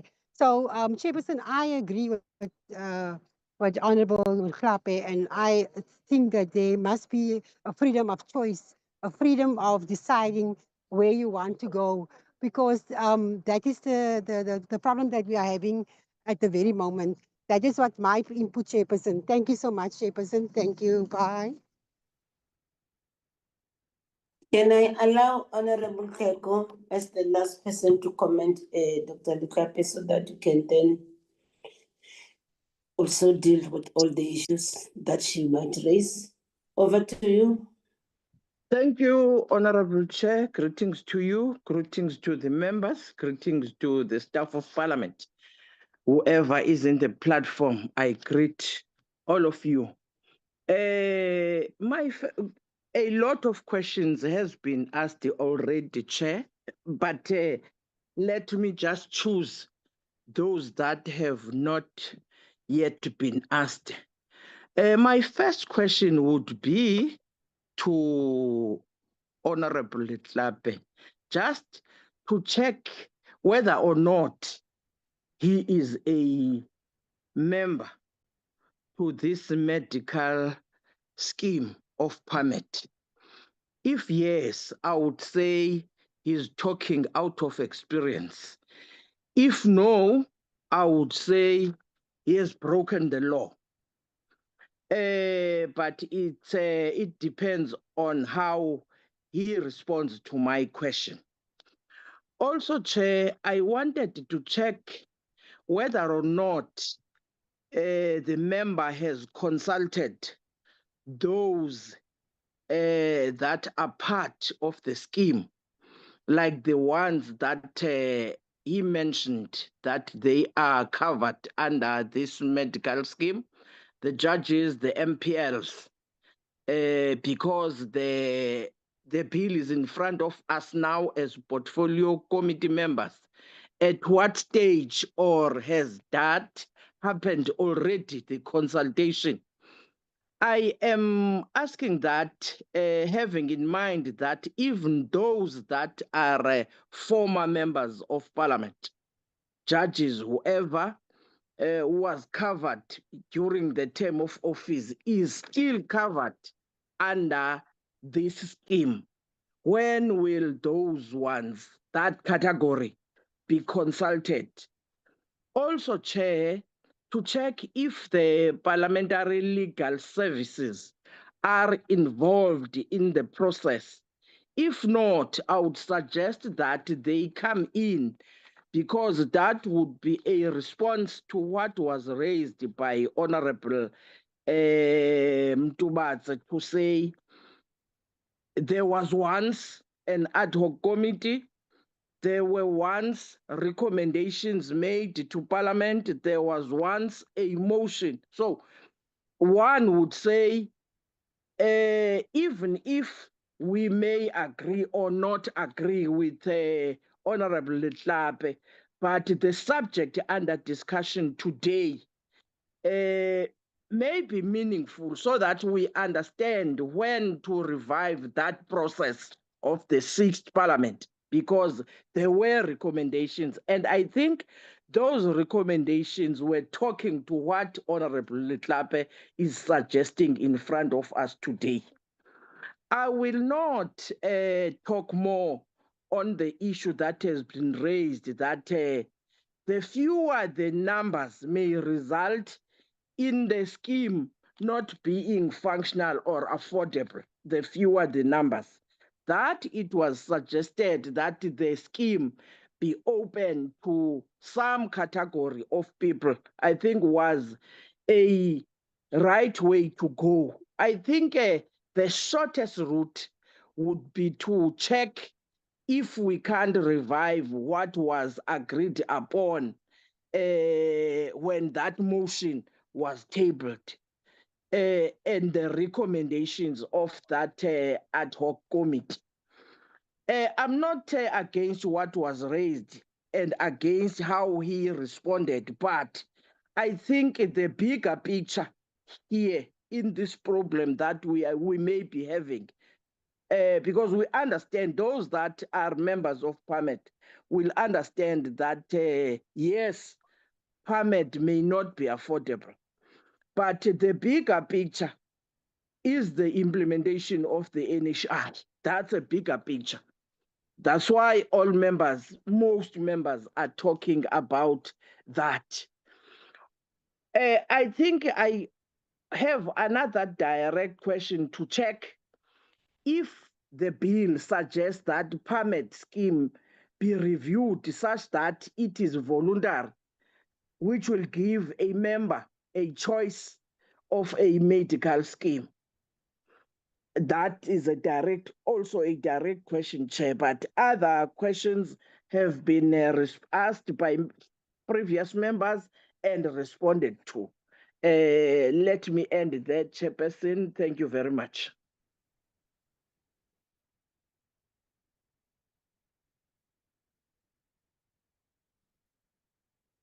Thank you, Honorable Teko. You want to make a follow-up now, Honorable Mtubatse, or we can let's allow him to respond. If there are other colleagues who want to raise follow-ups, then they can also follow up. Let's allow him to first respond to the last batch, then allow follow-ups. Thank you. Dr. Letlape, over to you. Thank you, Chair. Honorable Senle, your first question about clarity, who was consulted, especially PARMED members. I have spoken to PARMED members, retired, current, some still serving in Parliament, on this matter. But there has been no formal consultation of any one group. I've spoken to individuals. I have been to speak to the Parliament Secretary to have a better understanding on how PARMED works. The second question you ask is, what will happen to PARMED if the majority leave? And I'd like to link it to what has been said by others. When you look at what was raised by Honorable Mtubatse about the ad hoc committee in 2017, the key issues that came up from the ad hoc committee was unaffordability and making it voluntary. So this that I put to you has been part of the recommendations of 2017. That's 9 years ago. So the issue of sustainability of PARMED is not new. And clearly, whether people live or not, there's an issue of affordability and sustainability. Even if you kept everybody else's, all you'll be doing is to say, we tied together to this potentially sinking ship. And that does not make it sustainable. It just increases its lifespan. So there has to be clarity about the fact that there are challenges of sustainability, even if these amendments don't make it, even if it stays compulsory. It's like a pyramid scheme. It's great for those that have been in the scheme for a long time. For the newcomers, it's really of no main benefit. You're just funding the needs of those that came before you. The issue of alignment with broader objective of NHI, we've spoken about that. My simple notion is that we should be talking about a concept of fixing the public healthcare system for all of us. A concept that would not be divisive, a concept about which all South Africans can come together, and we can do that rapidly. That should be the future, in my opinion. Because the issue of NHI, it's talking about, even in its own document, it says, it might take 6-7 years from start to full implementation. We don't have 6-7 years. And under the current proposals, it'll never be fully implemented. Honorable Zungula, it leads to the issue of sustainability. What are the stats if 100 leave? What happens? Is it feasible when people serve in parliament, outside parliament? It's the same issues. It's not affordable right now. It's not sustainable right now. So, but it is also compulsory, and there are issues of ethics. And people forget that there's a third component. It's not about it's voluntary so that you can only go and look for an alternate medical aid. It's about a choice of whether you want PARMED, whether you want a different medical aid, or whether you want not to have a medical aid. And the key thing that people need to understand is that for people that have not amassed a huge pension, have not served for long, I've not done the analysis as to whether people that come in serve for 2 years, can they afford to stay on PARMED? But I would say, my opinion would be that if you come in for 2 years, you're not long enough to get the benefits of a substantial subsidy from the state or from parliament. And the fees are so high that you are not going to afford to stay on it. It's going to be cheaper for you to go and get a different medical aid. So affordability outside parliament is dependent to how long you've served and how big a remission on subscriptions you're going to get. It still remains expensive, even though it has great benefits. Honorable Marais, I agree with your comment. The Eastern Cape has a choice. Discovery, PARMED, Bonitas, that would be where we'd be able to go. But there would also be a choice of no medical aid and pledging solidarity with the people and paying for your own healthcare, whether you're going publicly or privately. Honorable Keko, the question you ask is fundamental. Am I a member of PARMED?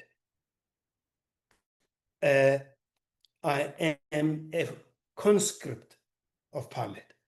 I am not a member of PARMED. I'm conscripted to PARMED.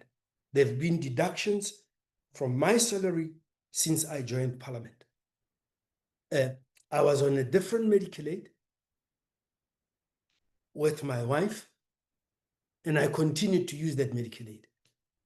I have not used PARMED, and as a matter of conscience, I will not use PARMED. But I am enjoying a deduction every month to PARMED. I have not taken their card. I have no intention of using it. I will die before I extract any benefits from PARMED. And that is why the issue of choice is important to me. But I don't have a choice right now. So I am a member who doesn't have a card, who chooses not to take the card, and who does not derive any benefits from PARMED. And I will not take any benefits from PARMED. I would rather join my forebears than do that. And that's just my own simple personal decision. So I am not breaking the law, Honorable Chair. And I am not benefiting from not breaking the law. And that is the choice that I make. I mean, after a few months, I was moved without my consent. The medical aid was told to remove me, and any claims that they had paid for me up till then, PARMED would reimburse them. So currently, I have no cover, even though money is being taken, because this is a cohesive methodology, this of conscription. And I'm a conscientious objector to the conscription, and I would rather die than use it. You've asked the question, have I consulted with members of parliament and other members of PARMED? As I've said, I've done consultation in the precinct and with the colleagues in parliament and retired members of parliament. It will be necessary to go to the house next door, to go to the provinces, to be able to engage with the other members on what is being proposed. But just like we have things that come to the committee and then you go to consult with the people that are affected, I would hope that this would be the first step, but this is not the last step. And all the people that will be impacted by this decision will be engaged before any decisions are made with respect to this. That was part of the issue of the EFF case in court, that there are other people that are affected. But I felt a private member's bill would be the way to start the path of engagement inside Parliament and its structures, and engagement with the people that are affected by the proposal. Parliament legal services have been involved. Without their assistance, this bill would not have been possible. And I believe that Mr. Sean van Breda may be on the platform, and I'd ask him to speak to the issue of the many engagements that I've had with their team and the guidance, the invaluable guidance that they've provided, and the many, many inputs that came from that engagement. So the legal services of Parliament have been engaged, because to produce a private member's bill, you would be foolhardy not to engage them before you can produce it. But for now, I understand that I present the bill, and Mr. van Breda and colleagues are at the disposal of the committee. And maybe, Chair, it might be prudent, with your permission, to allow them to speak to this matter after I've dealt with the follow-ups that will follow. Thank you, Chair. Okay, before I allow the colleagues for, you, Chair, for follow-up questions, I must ask questions to you too, Dr. Letlape, so that we will follow to ascertain whether all the requirements have been complied to. I see the date of the publication of the bill was on the 29th of August 2025 in Government Gazette number 53243. Then under the circumstances, then you have complied with that requirement. then I want to also understand whether you received any public inputs post the publication. Did you? And then if you did so, when are you presenting such inputs to us as a committee? Yeah, that's the other issue that the public, because these inputs, if you have received any, they're also going to discuss, to inform our discussions as well. But clarity seeking questions first. With the post the publication, were there any public inputs? And if you had received them, are they incorporated on this presentation that you have given us, or you are still going to share with us such inputs? Because we need to know what did the public said about this thing. And then also in the bodies consulted, you said none in the main bill of yours, but you know that Parliament itself, as a consequence of that ad hoc committee report, maybe the presiding officers should have been consulted. Also, the provincial legislatures, because they are affected, also including your judiciary. Also, I just want to understand to say, how are you going to deal with that also requirements? Yeah, and those are the issues that I want clarity on that. And then there's a legal and parliament legal advisor in our midst, but I'm gonna ask him to also comment after you have responded to the question. And I think Honorable Muthubazi, I can allow you to also raise your supplementary question or follow-up question. And if there's any member who want to raise a follow-up questions, so that when you respond to me, also respond to you. Honorable Muthubazi, show me hands, those ones of you who want to make follow-up. Also, Mujadu, you will be the first. Yeah, it's a follow-up in the form of a follow-up too. Muthubazi, followed by Mujadu. If there are hands coming, I'll still also allow those hands. Honorable Muthubazi, unmute. No, thanks, Chair. I'm covered by the response by Dr. Letlape at the beginning in terms of explaining thoroughly that is conscripted. So I'm covered. Honorable Mujadu, followed by Honorable Leroux, in that order. Thank you very much, Chairperson. No, I was listening to honorable members, but I've got one or two questions, Chairperson. I'm the one of those people who can afford this medical aid. It's only me. I can't even put my wife. I've got 5 children. I can't put all of them because I'll end up working for this medical aid. But Chairperson, I want to know, maybe Dr. Letlape can tell me, who's owning this medical aid? Who is the owner of this medical aid? I want to know who's benefiting, because it seems like most of us were protecting this medical aid. Why we are not allowed to have choices?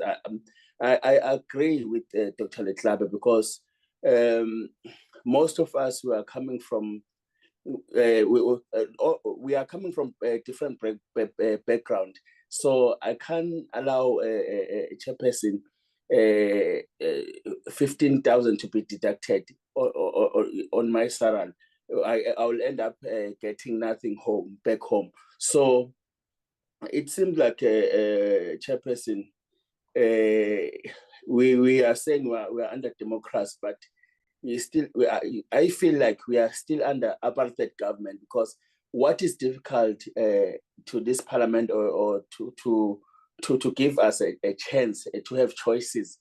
I don't see anything. I don't see anything difficult to give us a chance as members of parliament.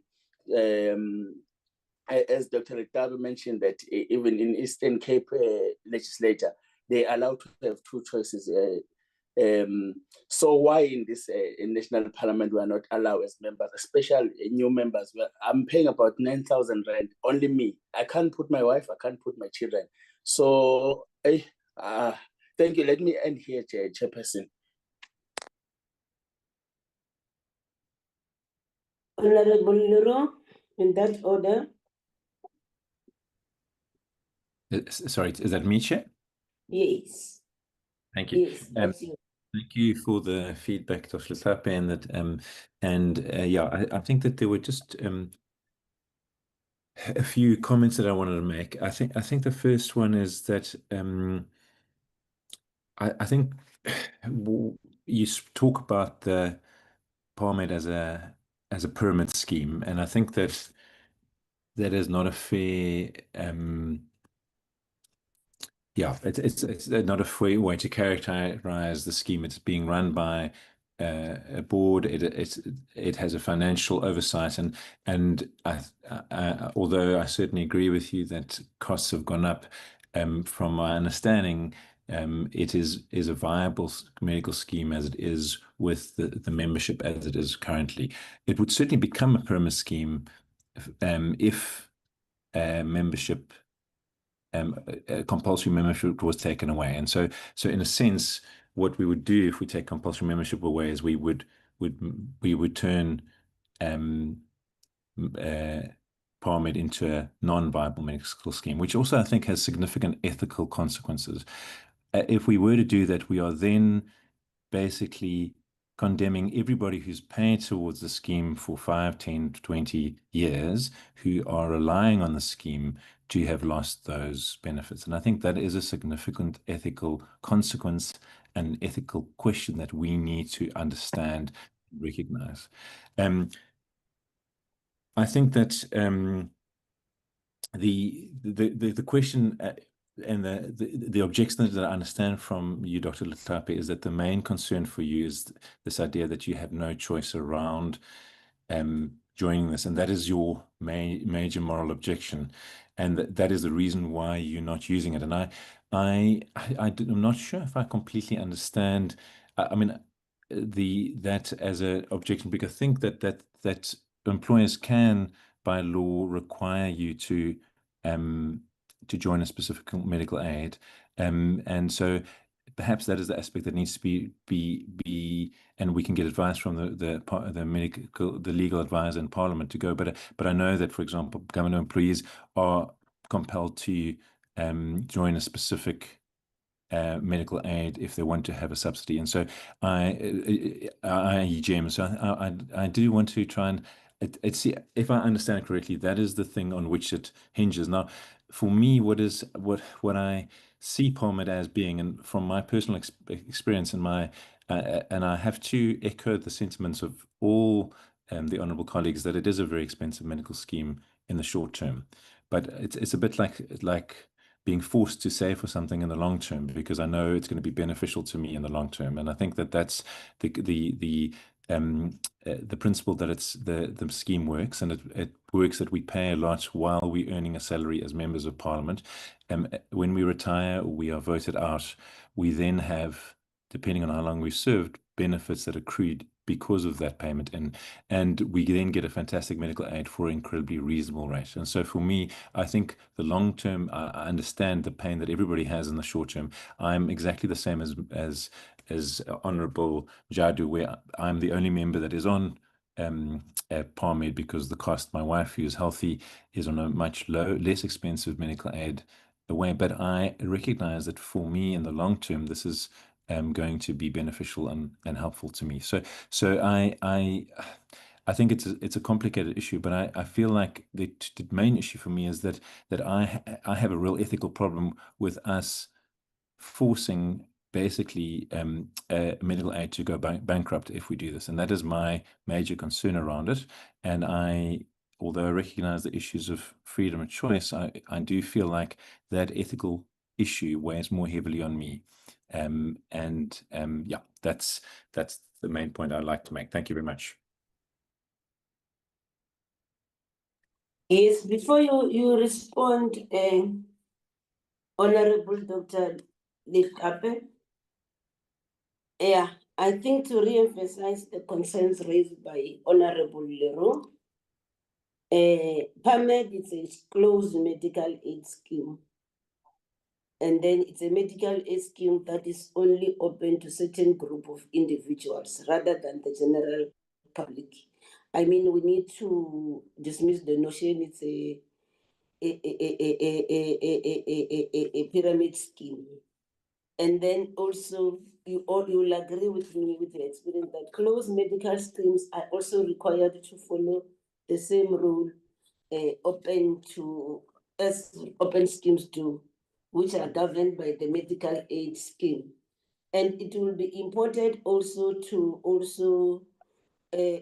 quote what the courts, when the EFF took this matter to court. The EFF did not succeed in having the PARMED declared unconstitutional because it found that Parliament is allowed to provide employment benefits, including medical aid.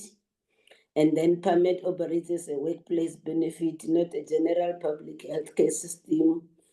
And then there was no sufficient legal basis to prove constitutional invalidity.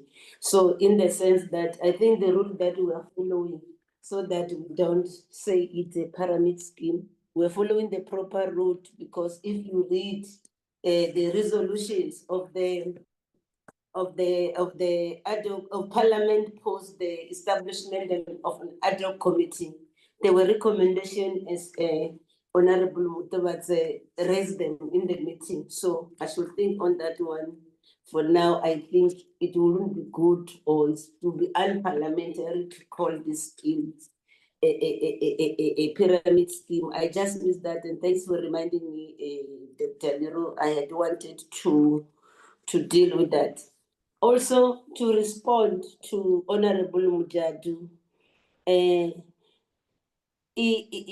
there is a board of trustees for PARMED, and the Honorable Clerk reminded me about that, to say, by virtue of me being a chairperson of the Health Portfolio Committee, you'll recall there was a motion that I had to replace Dr. Dlomo. But the board of trustees of the med scheme of PARMED is legally responsible for the governance, administration, and sound management of the scheme. And also the trustees, they act as trustees for the members, and they have to comply with specific legislation, in particular the Medical Aid Scheme Act of 131 of 1998. And then there are key responsibilities for the board, Honorable Mujadu. One is fiduciary duty, that members must act with due care, diligence, skills, and in good faith to protect the interest of the beneficiary. Also, then there's a strategic oversight that they have to provide direction to ensure the long-term sustainability, efficiency, and financial health of the scheme. And also there's a duty that is to deal with the regulatory compliance, that ensuring the scheme operates in accordance with the Medical Aid Schemes Act, schemes rules, and other applicable law. And then also the issue of service of governance, because the board, in fact, the trustee has got a major responsibility for balancing the sustainability of the scheme with the needs of its beneficiaries, particularly given its role as a specialized provider for members of Parliament. So these are some of the things that I wanted to then also, in response to what the members have been saying, so that we can put it up front. Then I'll hand over to you, Dr. Letlape, to respond to certain members. Then later on, I'll allow the legal advisor of Parliament, Mr. Sean Van Breda, to have a comment. Maybe before that, also Dr. Letlape, I've been trying to check with the speaker. There was a ad hoc committee, the joint ad hoc committee on PARMED, then that was established, and then Parliament passed a resolution, as I've indicated earlier, in 2018. It seems the sixth Parliament, as Honorable Kego was trying to propose, from 2019 to 2024, it seems as if there was nothing done to this effect. Hence, we are here today. But that's the matter. that we'll have to, I will ask Mr. Van Breda to also talk to it as to what needs to be done, but the recommendations were very clear. But at the same time, Dr. Letlape, you are empowered in terms of the Constitution to do what you are doing, and this is the bill that is before Parliament, and we know you were supported by the parliamentary legal advice because it's there. It's a provision in the Constitution of the country that you are allowed to do that. So, but it speaks to the same thing. I'm of the view that had Parliament implemented its own resolution over the past 6 administration, we couldn't have been here because this bill is still talking to the same issues that are part of the recommendations of the ad hoc committee. Over to you, Dr. Letlape. Thank you, Chair. I hope you can hear me. Thank you, Chair. We can The hear first you, question that Dr. you asked, Chair, was about public comments. When the bill was published, it was also asking for public comments. Some comments have been received. They've been taken into account in terms of the nature of the bill, but we will collate those comments and we will send them to the committee. So as per the rules of Parliament, once it has been published, you then ask for public comments and they have been received. The issue about has Parliament been consulted, have provinces been consulted, have the judiciary been consulted? This is the beginning of the process. Because when you'd consult them, on what basis would you be consulting with them? I've spoken to retired judges, current judges. I've spoken to members of the provincial legislature. I can even tell you that in the provincial legislature of Mpumalanga, a motion was supported of PARMED being voluntary. It was adopted by that province. So I follow up on what is happening out there. But this would now be the process of engaging with everybody. Honorable Mjatu, I feel your pain. I guess the question of who owns it, one of the trustees, the chair, has answered that question. Basically, it's owned by its members. A lot of comments have been made between Honorable Leroux and the chair about the pyramid nature. I don't want to dwell on that. But what I would like to go to is where Honorable Leroux asks, if it is not compulsory, it then becomes a pyramid scheme. So what he's speaking to is the fact that, in his opinion, its longevity is dependent on compulsion. Now, we basically say the same thing. And it is financially disadvantageous. It's too expensive for new members.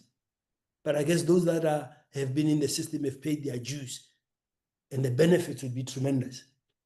And they can see, the light they see is pale light on a beach, not an oncoming train. And I understand that. But you know, this is like a general discussion that we have about state-owned enterprises. The issue of unaffordability, as has been said, has been looked at by an ad hoc committee 2017-2018. Now, when you look at the key recommendations, was address unaffordability, the issue that it must be voluntary, expanding membership to municipalities, etc. So what my private members bill does addresses sharply the one recommendation of the voluntary nature of PARMED. That is what effectively this bill puts onto the table. So it's a recommendation that has been made. And for many reasons that we've gone around, that's what this is about. What we could not do, what I could not do, was to try and get into all those other issues of sustainability and affordability of PARMED. That is a duty of the trustees. That is the collective duty of the whole parliament and all its members to look at those issues. And that is something that would need to be explored on its own and to be taken forward. But the voluntary nature needs to be addressed ASAP with an understanding that even as parliamentarians, we need to be able to have a choice. I'd like Parliament to understand that for 15,000 rands, you can cover your spouse and 5 children on a good medical aid. But to do that on PARMED, you'd be spending 30 grand or more. That is unaffordable. So I just want us to understand that all we're trying to address is the issue of the compulsion, so that it should be voluntary. All the other issues should still need to be considered by the trustees and the members in terms of sustainability. And there's nothing that would exclude joining a bigger risk pool so that you have the protection of greater numbers and greater longevity. There's a Honorable Rudu speaks about employer can require you by law to join a medical aid. That's coercion. I mean, we had coercive laws that were put out there so that others could carry passes. So the fact that it's in the law does not necessarily say it is right and does not necessarily say it is ethical. It does not, the fact that it's law does not mean it's the right thing to do. Apartheid was law, but it was not the right thing to do. So I would not be limited by the fact that it's a compulsion from the employer. It should be about what are the benefits. Now, the one thing that I would like to state clearly up front is that what has become clear to me over the many years is that the key driver of all these challenges is a dysfunctional public health care system. The key solution to all these things where we pledge solidarity is to fix the public health care system. And I would be enabled if this was to see the day of light, that membership of PARMED should be voluntary. I would be enabled to go and push for solidarity, push for those of us that have means to put into a pool, not a form of insurance, but a fund that will be dedicated to fixing the public healthcare system for the benefit of all citizens. Now, people have said, but the NHI, we've seen how divisive NHIC, we've seen how it has gotten stuck. But if you go out there and you say, the commitment of this parliament is to fix public health care, and it's for these parliamentarians to use the public health care system for their own health benefit, then there would be an opportunity that at least in healthcare, freedom has come during our lifetime. That is all that I ask, Chair, that this is just about it being voluntary. It's not about excluding others. Yes, it has implications. Yes, PARMED is unaffordable right now. There are those of us that are new entrants that cannot enjoy the benefits, that have to be schizophrenic about being a head of a household and being on a best providing medical aid that you can afford for your wife, that you can afford for your children. All we ask is for that to be taken into consideration so that we can make choices that enable us to be providers for our families and to be united as families and to be able to have, at a certain point, pledge solidarity with the rest of the people of South Africa. I thank you, Chair, and I thank all the members for the opportunity that you've presented. This is just the beginning, and all people that will be affected will be engaged with. I will be going back to the Parliamentary Legal Services for advice in terms of how we can engage the House next door, how we can engage the judges, how we can engage the provincial legislatures, and how we can get even greater input from the public. Thank you, Chair. I hope we'll give Mr. Breda an opportunity and the team to speak to what has been done and to help in terms of how we move forward on this issue. I'd like to thank you, Chair, and I'd like to thank the members profusely for the opportunity to talk about this issue. Okay. No, thank you for that feedback. Mr. Sean van Breda, can I hand over to you so that Yes, you can say something here? And let's hear you. That will also assist us in determining a way forward under the circumstances. Over to you, Mr. van Breda. Thank you, Chairperson. Good afternoon, Chair and honorable members. Chairperson, I would first like to address the issue of the resolution passed by Parliament in respect of the ad hoc committee's recommendations. Chairperson, that resolution was passed approximately 10 years ago by the 6th Parliament. Nothing prevents that process from being revived, Chairperson. However, that cannot stop the processing of this particular private member's bill, as the Honourable Dr. Letlape was, of course, constitutionally empowered to introduce this bill in terms of Section 73 of the Constitution. So, Chairperson, that process can, of course, run concurrently, but it cannot stop the processing of this bill. Chairperson, moving to public participation, in accordance with the rules, Chairperson, the committee can, of course, initiate or undertake its own public participation process. So the committee, and which I would recommend, the committee can call for public submissions, and also the committee may call upon or invite provincial legislatures to make submissions. It should, in terms of the rules, also call upon the department who is responsible for the administration of the Medical Schemes Act to also make submissions.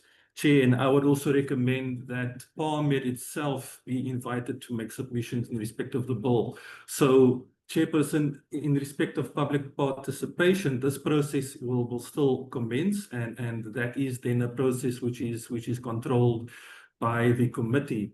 Chairperson, after the public submission process, the committee will then have to decide on the desirability of the bill.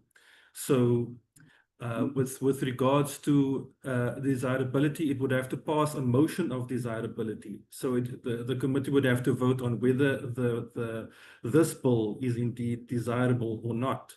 Of course, now that the bill is before the committee can also propose amendments, and those amendments, which is the prerogative of the committee, can also then be perhaps consistent with those recommendations made by the ad hoc committee. That is, of course, the prerogative of the committee, and the committee can propose those amendments, and Parliamentary Legal Services will assist the committee with regards to amendments, Chairperson.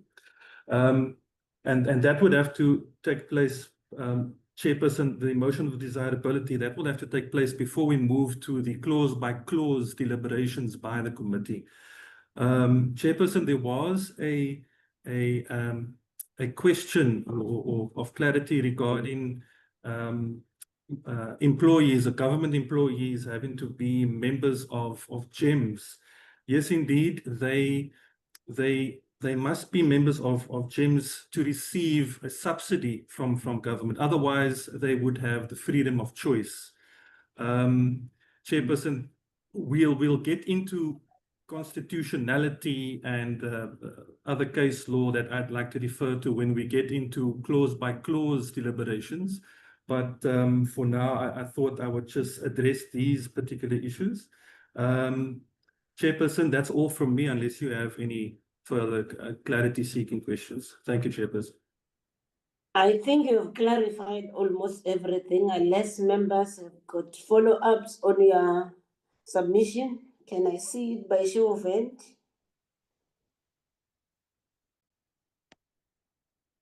I think you have been eloquent. Dr. Letlape, your microphone is on. Did you forget to switch it off the time you were speaking so that I can then propose a way forward as we come to the end? Okay. I've just switched it off now, Chair. Okay. Thank you so much, colleagues. I want to thank all of you also, Dr. Letlape. What you have done I think it reminds us also to say, I wonder how did this matter slip out of the 6th Parliament, because the decision was taken in the 5th Parliament in 2018 by Parliament, then seemingly the 6th Parliament, but we've given advice that people can revive it, but under the circumstances also, we have arrived where we are today. And as I've indicated earlier, it's within your constitutional rights. You are granted the power in terms of the Constitution to initiate legislation. So, and that's why you had sought the assistance of the Parliamentary Legal Advice State, and then that's what they've done to assist you. And then I'm glad that this bill was published in the Gazette, but having done that, I should think then our discussions have highlighted that this amendment is not only about the medical scheme membership, it's about the choice, fairness, and how public representatives align their benefits and decisions with the lived realities of the people they serve. And then I've noted the proposal to move towards voluntary membership. It raises important consideration around equality, cost, and the role of the state in supporting access to healthcare. And then we've also noted the key issues requiring further reflection, including the practical implication of transitioning from a compulsory to a voluntary system, the potential impact on the sustainability of the scheme, and how this reform fits with the broader health policy landscape, particularly the ongoing reforms, for instance, the national health insurance in the sector. What is very important, colleagues, is that as the committee, we need to also draw on the findings and the recommendation of the 2017 ad hoc Joint Committee on PARMED in ensuring that our deliberations are informed by prior parliamentary work and institutional memory. As a committee, we remain committed to ensuring that any legislative outcome is balanced, evidence-based, and in the public interest. I need to commend colleagues for your insight that we have gathered today, because these insights will inform our next steps as we continue to the process of the bill in line with our constitutional mandate. Dr. Letlape, you have stated that you have received public inputs, and those public inputs must be presented to this committee. This will inform our further discussions as members. And then, based on that, as you have rightfully heard, Mr. Van Breda, and then the committee can then embark on its public participation. And it will be important that we hear Parliament's view through its presiding officers, the provincial legislatures, the judiciary, and the PARMED itself. And once we have done that, then the process will lead us to a motion of desirability in terms of Rule 286(4)(I). That's the requirement. Having said that, I should think then moving forward, we'll have to schedule a meeting where we'll be focusing on the public inputs, because those must be presented to the committee. and then it will also assist us in moving forward. Then we can then move to a decision with regard to our own public participation. That will also afford the parties to also do a thorough consultation on these matters. But we all agree this is a matter that affects the welfare of members. Having said that, then any other matter that one wants as proposed by members, we are going to move it to. There's an issue that Dr. Leroux raised of the NHS system, and also the issue on the National TB Day. Can I hand over to you, Dr. Leroux? And then I'll also add the third item is with regard to the bill that has been before us, the tobacco bill, just to update members on its status. Thank you so much. Over to you, Dr. Leroux. Thank you very much, Chair. Yes, the first thing I just wanted to, I thought as I have already informed the committee that it would be important that the committee were aware that there was a significant outage at with NHLS the whole of yesterday and Monday evening, and that seems to have been restored. From what I can understand from media reports, it was due to an issue with power, a service delivery issue in the area where the headquarters are in Johannesburg, I think. And so that impacted the service, which meant that for about 24 to 36 hours, no results were available. And I just think that we had that disaster with the data breach and the hacking that happened about a year ago, and they have put things in place. But it is, to me, quite concerning that there hasn't been that obviously a power arrangement does need to be made. And so I was actually coming to you as chair and to the committee with advice just about how we approach that, whether we can request as a committee or from you as chair to get a report on what happened yesterday and to look at what they're doing to mitigate such things from happening in the future. So that was the first thing. I think that just the second thing is I'm not sure who to check with, but I know that there is a TB Day celebration next week, Tuesday, out in Caledon, about an hour and a half from Cape Town. And I just wanted to see if we have, as a committee, received any invitation to that.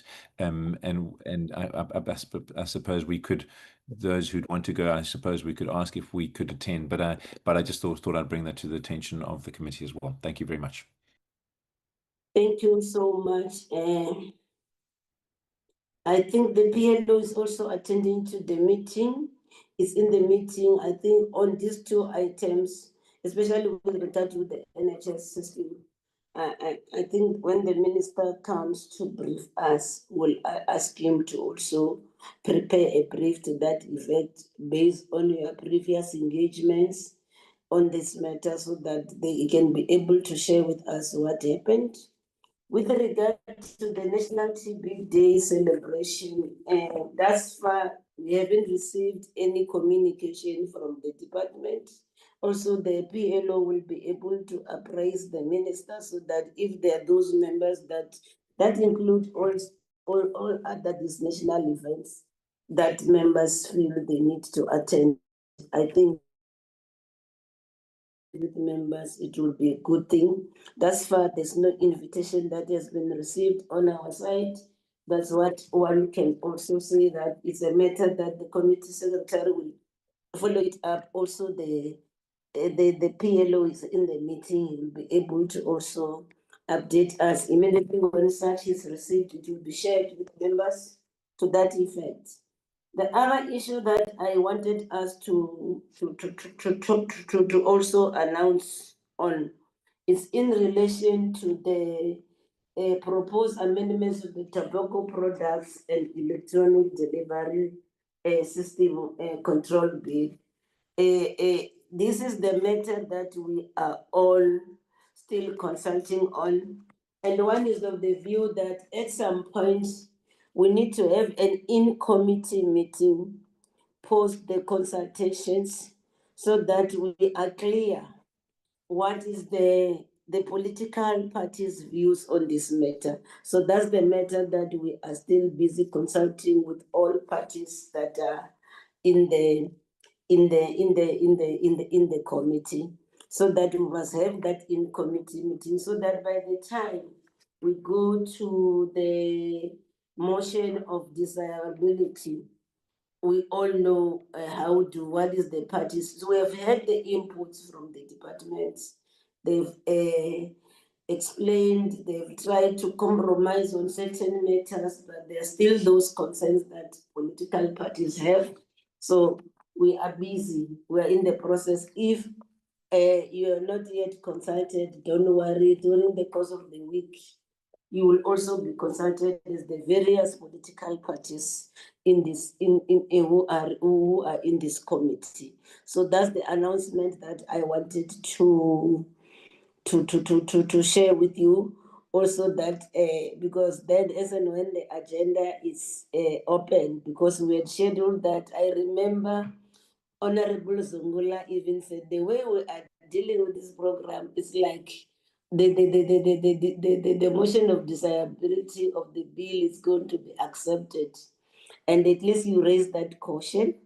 And that's where we are now. That's why we'll have then to filter in the program if we have not yet finalized the consultations, so that any other matter of mutual interest that members can be on those days of the committee, we can slaughter them in. Like next week, we know the minister will also come and brief us on the NHS system. So that's how we're going to deal with all these matters. That's the matter that I felt I need to share with the colleagues.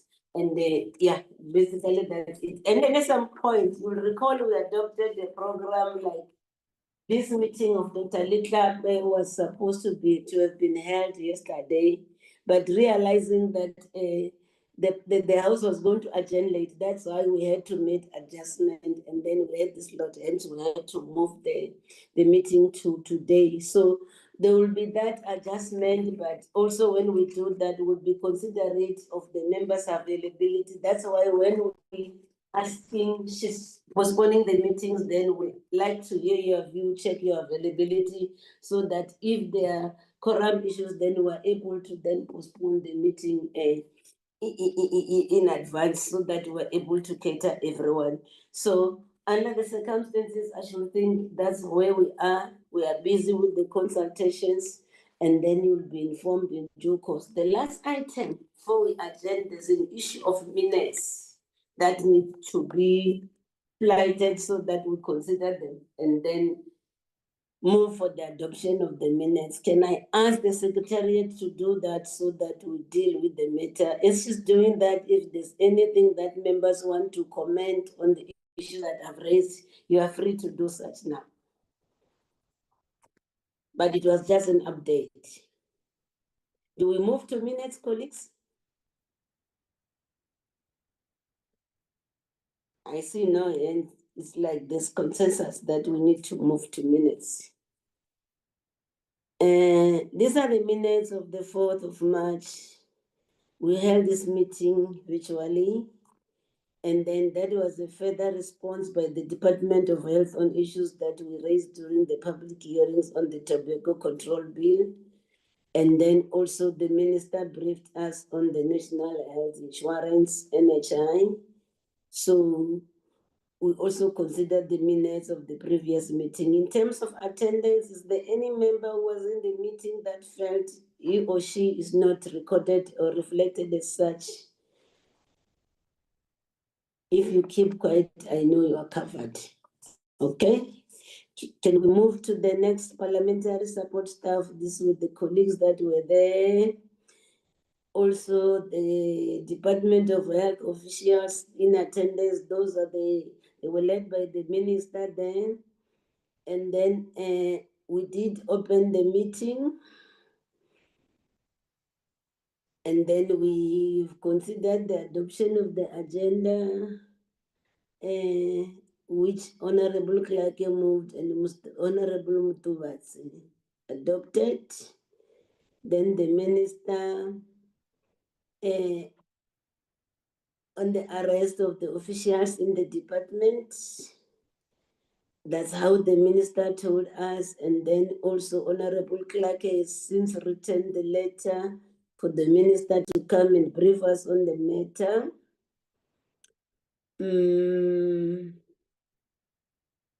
Then yes, I think the matter is on the agenda items of the committee as we progress.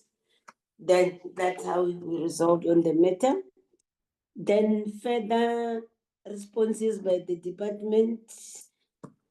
Ms. Hunter did make the presentation on the protocol.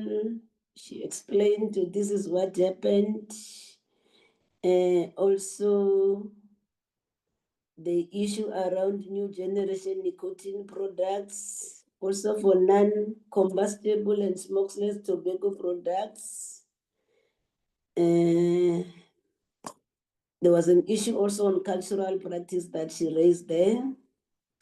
And then these are the committee's observation and concern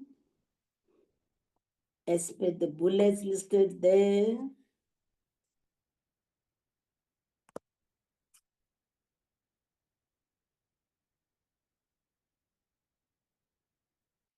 Then the next item was the date on the national health insurance. That's what the minister said there.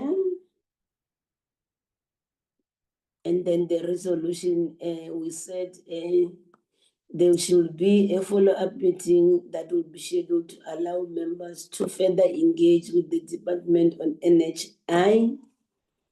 And in hindsight, today's deliberation also raised something that I think when we engage with the minister, that's the matter that will be scheduled for the committee. And this is how the meeting agenda. Are there any other things that members feel they were omitted, maybe before that, the edits of the minutes, and any other issues that members feel they were omitted, they're not captured in the minutes? Dr. Leroux, you are the first one. No, that seems fine. Thank you, Chair. Okay. Any comment, additions, edits before I move for the adoption? The silence to me, it means colleagues are okay. Can I then Yes, we are okay, Chair. Can I then call for removal and the second for the adoption of the minutes with the fact that all the matters arising should be scheduled in the committee program? Honorable Keko? Yes, Chair, I move. Can I get a second now? Trying to look for hands to second. There's a move for the adoption of the minutes. Can you get the second now? I'm happy to second, Chair. Thank you, Honorable Leroux. Then that brings us to the end of our meeting. Thank you so much, colleague, for your attendance and your robust, constructive inputs. It means we are alive with the realities that affect us. The meeting gets adjourned. You must have a great and fulfilling day, also the week ahead. Thank you so much, colleagues. Long live, Chair. Thank you. Thank you, Chair, and thank you to everyone. Thank Thanks, you. Chair. Bye. Thank you, everyone. Colleagues.